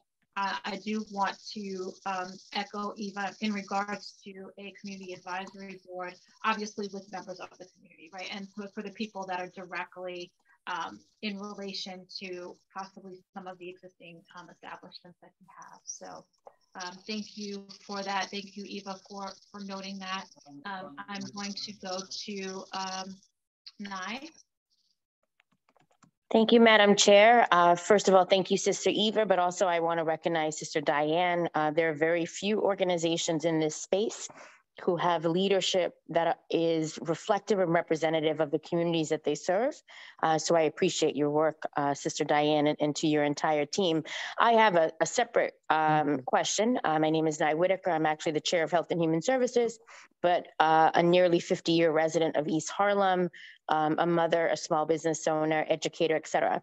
And one of the things that I was listening to, I'm an Afro-Indigenous Latina, and was listening to the presentation about the new space. Very active with all of our museums, and Museo del Barrio, Museum of the City of New York, our cultural spaces in Caribbean Cultural Center, and NBT. I would love to see if there's a way that we can dive in this new space to have some more deeper partnerships with our local schools. There's been a huge cut. I sit on the board of the Harlem School of the Arts and the Center for Arts Education, and there's been huge cuts in CB11 across the board. And I'm probably speaking also on behalf of our Chair of Youth and Education, David Giordano, who's over at Children's Aid.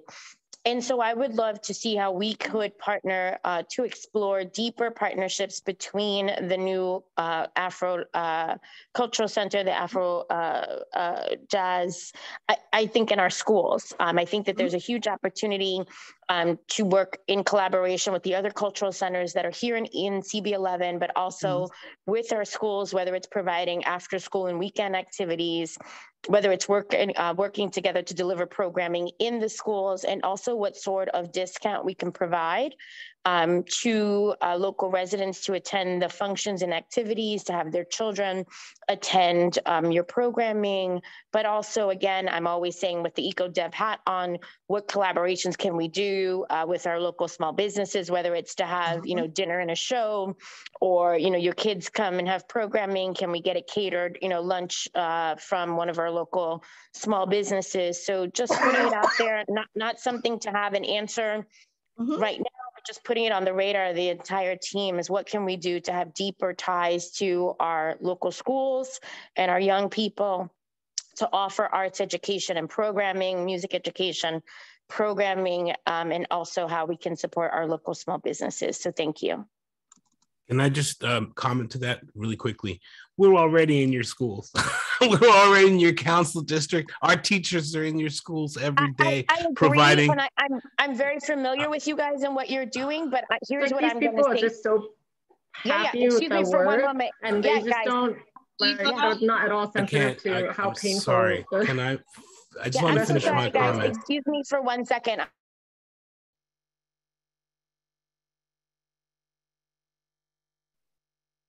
Thank you. If everyone could just pause for a minute, please. We're gonna have one person speaking at a time. Please also be aware if you hit the space bar or anything else on your computer, you can automatically unmute or mute yourself. So please, if you're not speaking or if you haven't been recognized, please just let the person that's speaking speak. Thank Madam you. Chair, may I just add one quick thing? As a mother and an educator, my son is, like I said, I've been here over 50 years. I'm very familiar with your organization and what you guys do. As I said, I'm on many arts organizations, but I will tell you, the parents that know, and the others don't. So as our schools have had huge cuts to their arts and education program, I believe those who know you exist know, and others don't. We have people moving to this community every day. We have new schools coming every day. We have those, charters, public, Catholic, et cetera. We have new tenants with these new buildings that are coming in who may not know you exist. So again, it wasn't pretty much, to call out and say that you guys weren't doing your job in promotion. I just wanted to reflect and say, what more can we do as you expand into this beautiful new facility to amplify and upgrade any outreach, any promotion, any partnerships, any collaborations, and take it to the next level. So thank you. Thank you, Nye. Okay, Arturo, very quickly. Sure, very quickly. I'm chomping at the bit because this is God's work as far as I'm concerned. And it's such a privilege to access your children. It is by far the best thing I do. And for those that don't know, it is the driving force of my entire organization. Thank you so much. Thank you both. Before I go to any community members, I did want to hand it to Elsie to see if there's anything that you wanted to mention before recognizing the other hands that are raised. Absolutely. Thank you, Marissa. So I did have a question also about the ULURP process and how soon we were looking at that process. Again, I understand that there's limitations and that there's other things, but I wanted to get an idea if you had one. Yeah, I mean, oh, sorry. No, go ahead. No, I think we're targeting the end of this year to certify into ULURP. Perfect. But it's a bit of an art, not a science. But yeah, so end of this year. Okay, just trying to figure a plan and make sure that we have enough time to give responses and digest the presentation, and make sure that we can get those in before ULURP, because I know once ULURP happens, then it kind of just like steamrolls from there. So this is good, actually. If I could just add one thing to that, because I mean, we, at HPD, and especially our relationship with CB11, we try and come as many times as you guys will want us to, but we will certainly come, at least for one other meeting, but always happy to attend and present. So absolutely. I mean, I think, for us in land use, we are looking at the way land is used. And because of our ability to vote on these things in ULURP, we do look at the housing aspect, we look at the jobs, and we get that information from our corresponding committees and what their needs are. And I do want to say that we understand, and I know that there is still some discussion that has to be had around supportive housing, but as of now, I know that CB11 is in support of supportive housing, and that it is something that we have asked for in the past. And so, I want to make a distinction between, what may be seen as some hesitancy or some new conversations that need to happen internally through CB11 and with our community partners, and what we have asked for in the past. I mean, I know it takes sometimes so many years for these things to materialize, and there's a lot of change that happens in that year, and opinions do change. But for now, I know this is in response to things that were asked for from this community board in specific. So thank you for that. And I am excited about the Afro-Latina cultural piece. I think that it is important for us to continue to have that space and really support our youth. As you know, we have a huge youth violence issue happening within this community. And so more and more programs for our youth that really address and keep their attention and time is something that I support personally. I am gonna go on to, I see two hands here, but I'm gonna ask that we ask very specific and targeted questions so that we can move it along. It's almost 9. So I see, I don't know who, let me look at this. Just want to make sure I call whoever's first.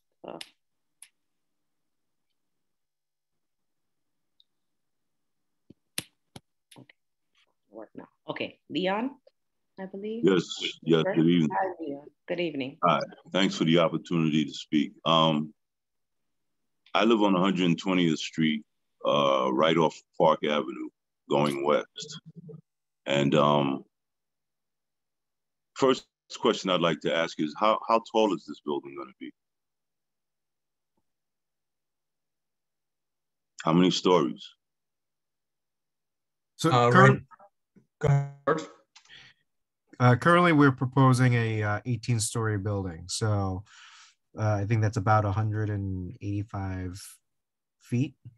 18 stories, 330 apartments, with the Afro-Latin space down below, and parking, 75 parking spaces for the police department. I think the concept is really a great concept, the whole thing with the supportive housing and all of that. But as I stated, I live in this community, and it's a very densely populated community. And along with the density of population is also the density of parking. And sometimes I have to wait hours for a parking space to open. And so my question tonight is, if not to the developer, at least to the community board, was any consideration taken into the fact that this is a densely populated community that is already strained with its parking?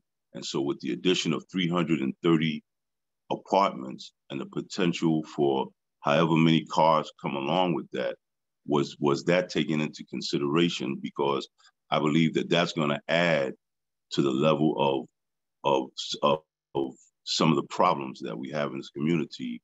You know, parking is premium. And so I just would like to know if that was taken into consideration. That's an environmental impact also. Thank you, Leon. I don't know if, Marissa, I saw you unmuting. Did you want to discuss that from? Leon, I just wanted to note too, and we do have a public safety and transportation committee that parking is brought up there quite a bit. I think that that's something that the community has obviously taken a look at, and people have brought that up in regards to not only not in regards to this development, but in general. So that is something that is continuously being discussed.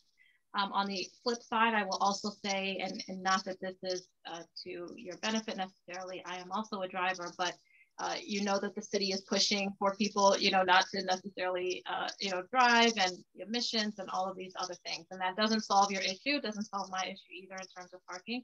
But I think also looking at, okay, parking, housing, and just weighing all of that. Right. And so, what that means, yes, we have the luxury to drive. We also need housing as well. Right. And so we got to look at the balance. What I would do is invite you to come to public safety to discuss further if you want to, and how we address that citywide. I don't know that it's necessarily the developers to solve the parking issue, obviously something for them to consider. But again, that conversation is being had and it is going on within the board. Yeah, I think Marisa. Oh, sorry, Elsie. I just want to compliment what Marisa said. Is we definitely look into, when evaluating proposals or putting projects together, we definitely look into the parking question. We know that CB11 and many other parts of the city struggle with the parking situation. So it's always a question that we go through. But as you clearly mentioned, Marisa, it's a balancing act, right? We know that the city has been going through an affordable housing crisis for many years now. And so that's the question. Do we provide more housing? Do we dedicate resources to also provide parking?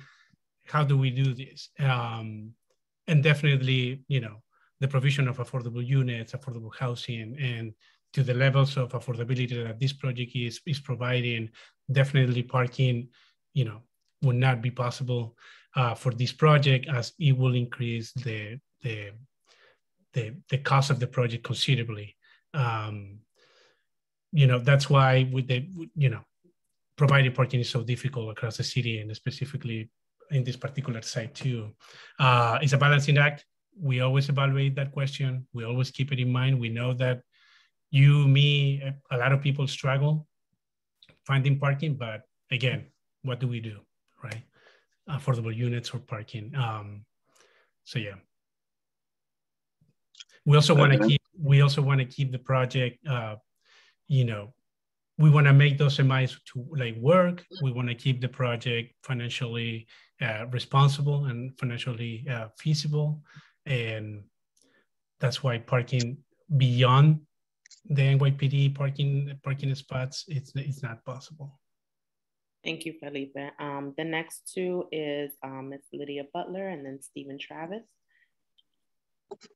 Hi, I am a member of the Harlem East neighborhood, the Harlem East Block Association. And, I came to this meeting pretty open-minded. I'm very excited about the Afro-Latino Jazz Alliance and the possibility of music going on in the building. It's very interesting and exciting to me. And of course, everyone in the neighborhood is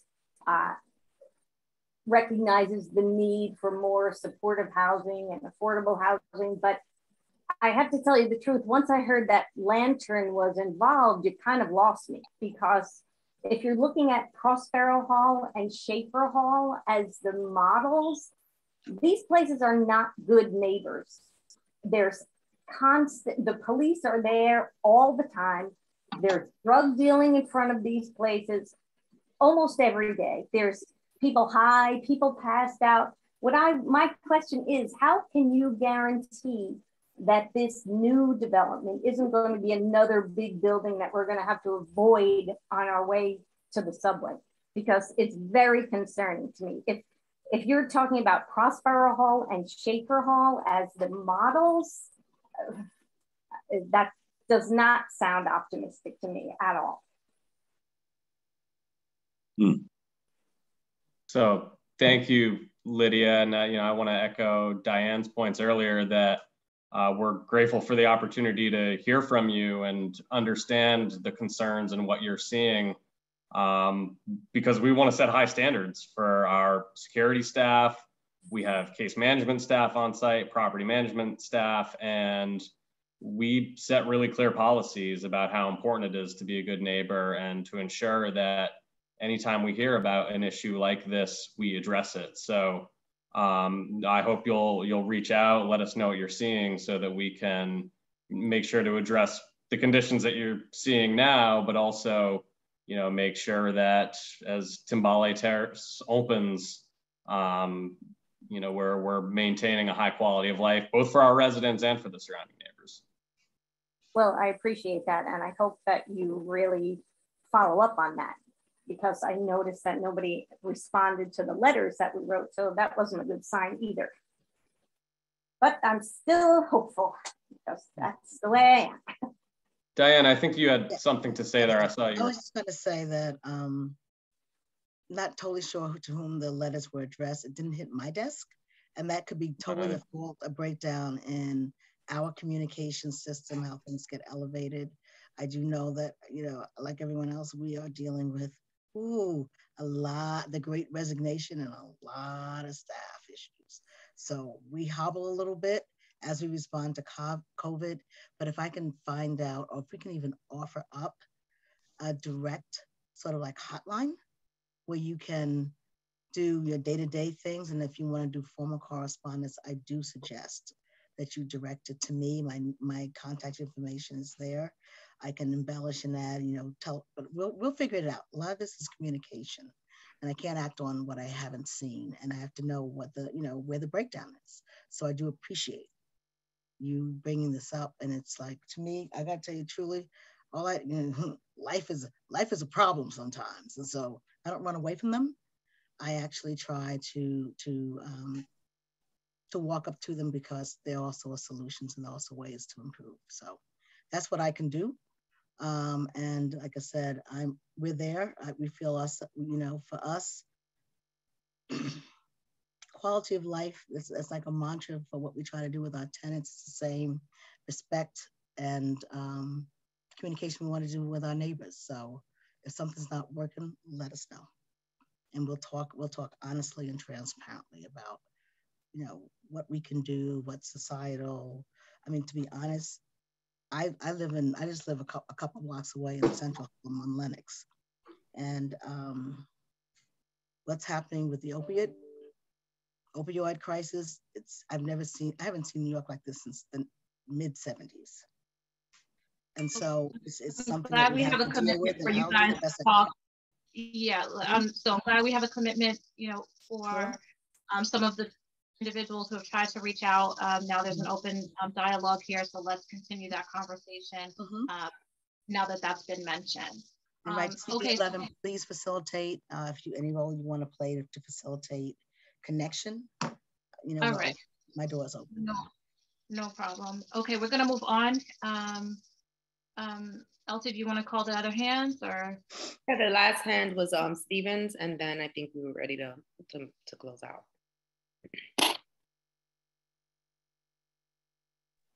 Hello, everyone. I'm going to try to be as brief, as succinct, but also I'm going to try to be as polite as my other neighbors, Lydia, Leon, and also Eva. I live on 65 East 118th Street. I live right down the street from where you're talking about these proposed projects are going to be. The thing I worry about is my 11-year-old daughter, who has to walk up and down these neighborhoods, and it's just not safe. And then you're talking about building a facility where you're bringing 300 plus people. Now, that's just 300 plus apartments. You're not talking about the additional people that are going to be living in those apartments as well. So if you just add one more person, you're talking about more than 660 people that you're going to put in an already overcrowded area.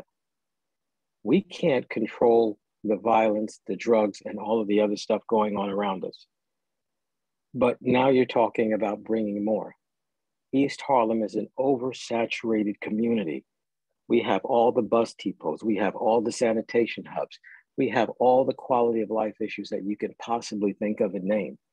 And now you want to bring more into this already overly saturated community. We're just talking about something really simple. The one thing that you keep talking about in your presentation, which is community. This somehow doesn't sound like community to me.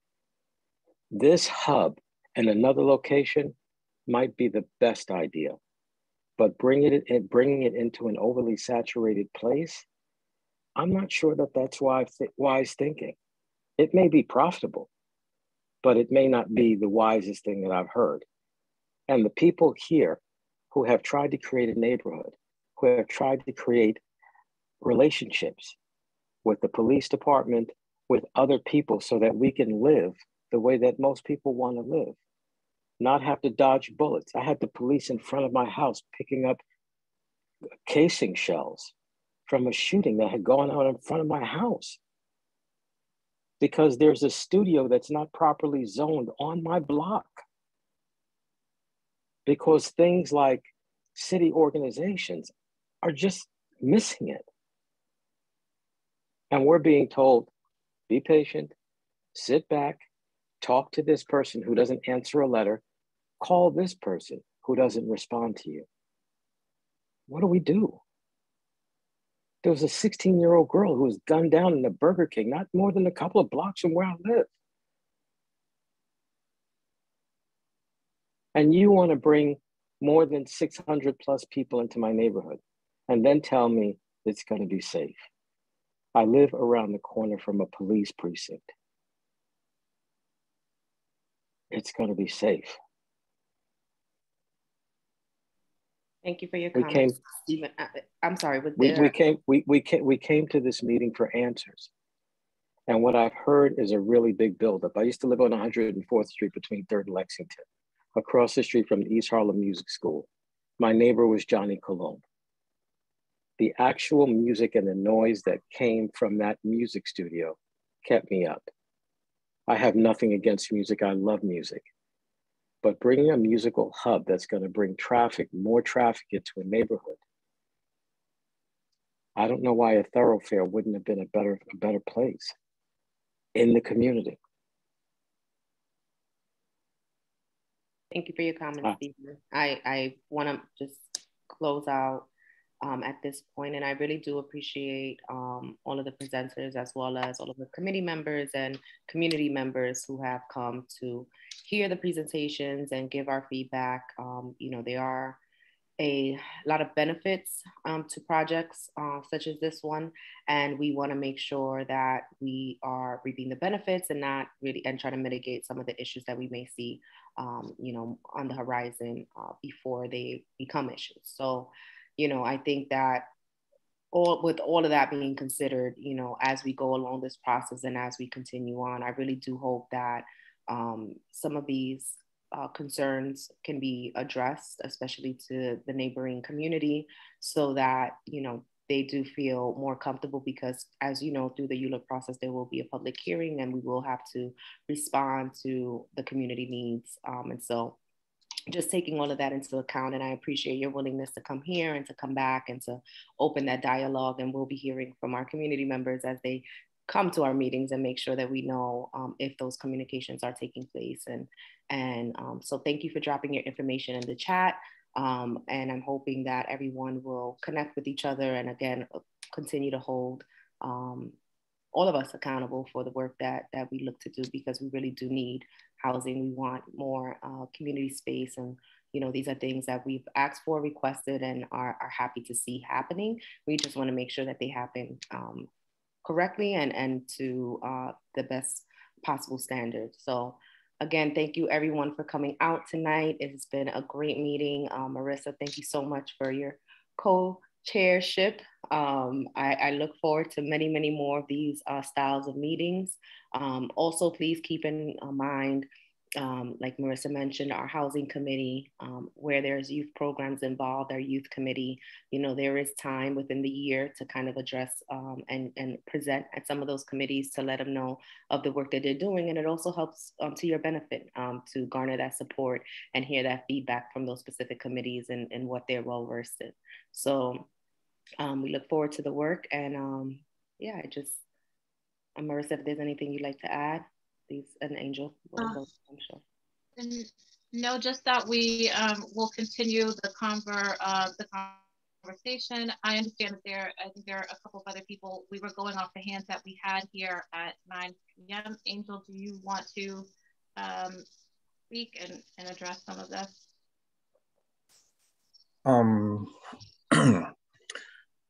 I have a comment to those that are attending the meeting. I've said this at a couple of other meetings as well. The people that make up the community board are residents of this community that meet on a monthly basis for years on end, looking to address the needs of the community. So when people ask, was there consideration given about parking, consideration given about density and so forth? Yes, absolutely. For years upon years, this community board issued recommendation for the rezoning of Park Avenue proactively over 10 years ago, held public hearings and meetings ad nauseum. Continuing, I was there at every one of them. Excuse me. Continuing onto the East Harlem neighborhood plan, the subsequent East Harlem rezoning, and continues to hold hearings this evening and so forth. So for people to address the community board as if it has not done that work, you're incorrect. If you want the information, it's available on our website. If you can't find it there, ask for it, we'll share it with you. But to make an assumption or to suggest that the board hasn't done that work, isn't doing that work, isn't that given that consideration is incorrect. It is incorrect. Okay, so since it wasn't stated, I felt that I needed to speak to state that. This is a public meeting, to the point about the raised hands, not a public hearing. The distinction is that with a public meeting, whomever's chairing the meeting can stop the meeting at the time that they see fit They're not required to continue recognizing hands ad nauseum as they would be in a public hearing. We've also made that point repeatedly, and people need to learn it at some point, because we do try as often as we can in every meeting to educate our community and our constituents. But people have to do their part as well. It can't just be us shouting from the rooftop and nobody listening. The people that participate in this community board, that volunteer their time for free, are your neighbors and work really hard, and not just 15 years ago, continuously for the last 15 years, all the time. If you're not educated on it, please, I encourage you to educate yourself. If we can be of assistance, if I can be an assistance and educate you, please reach out. I will try my best. But do not make the assumption that that work is not being done. You are incorrect. Thank you, Madam Chair.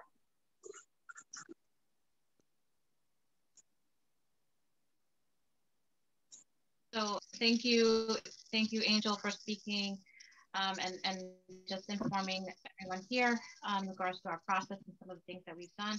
I also want to encourage members that want to further their conversation that we have actually asked our presenters to drop their information in the chat.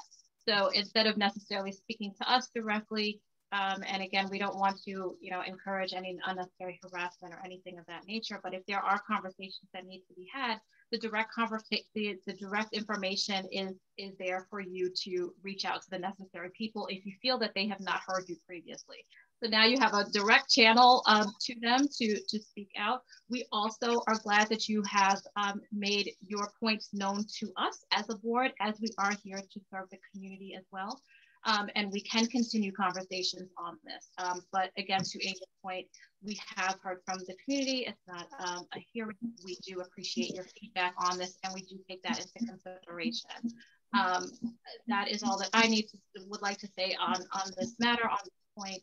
Elsie, is there anything else on your end?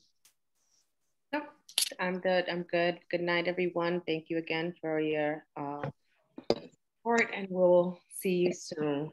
Thank you. Thank you all for joining. Thank you for everyone for presenting.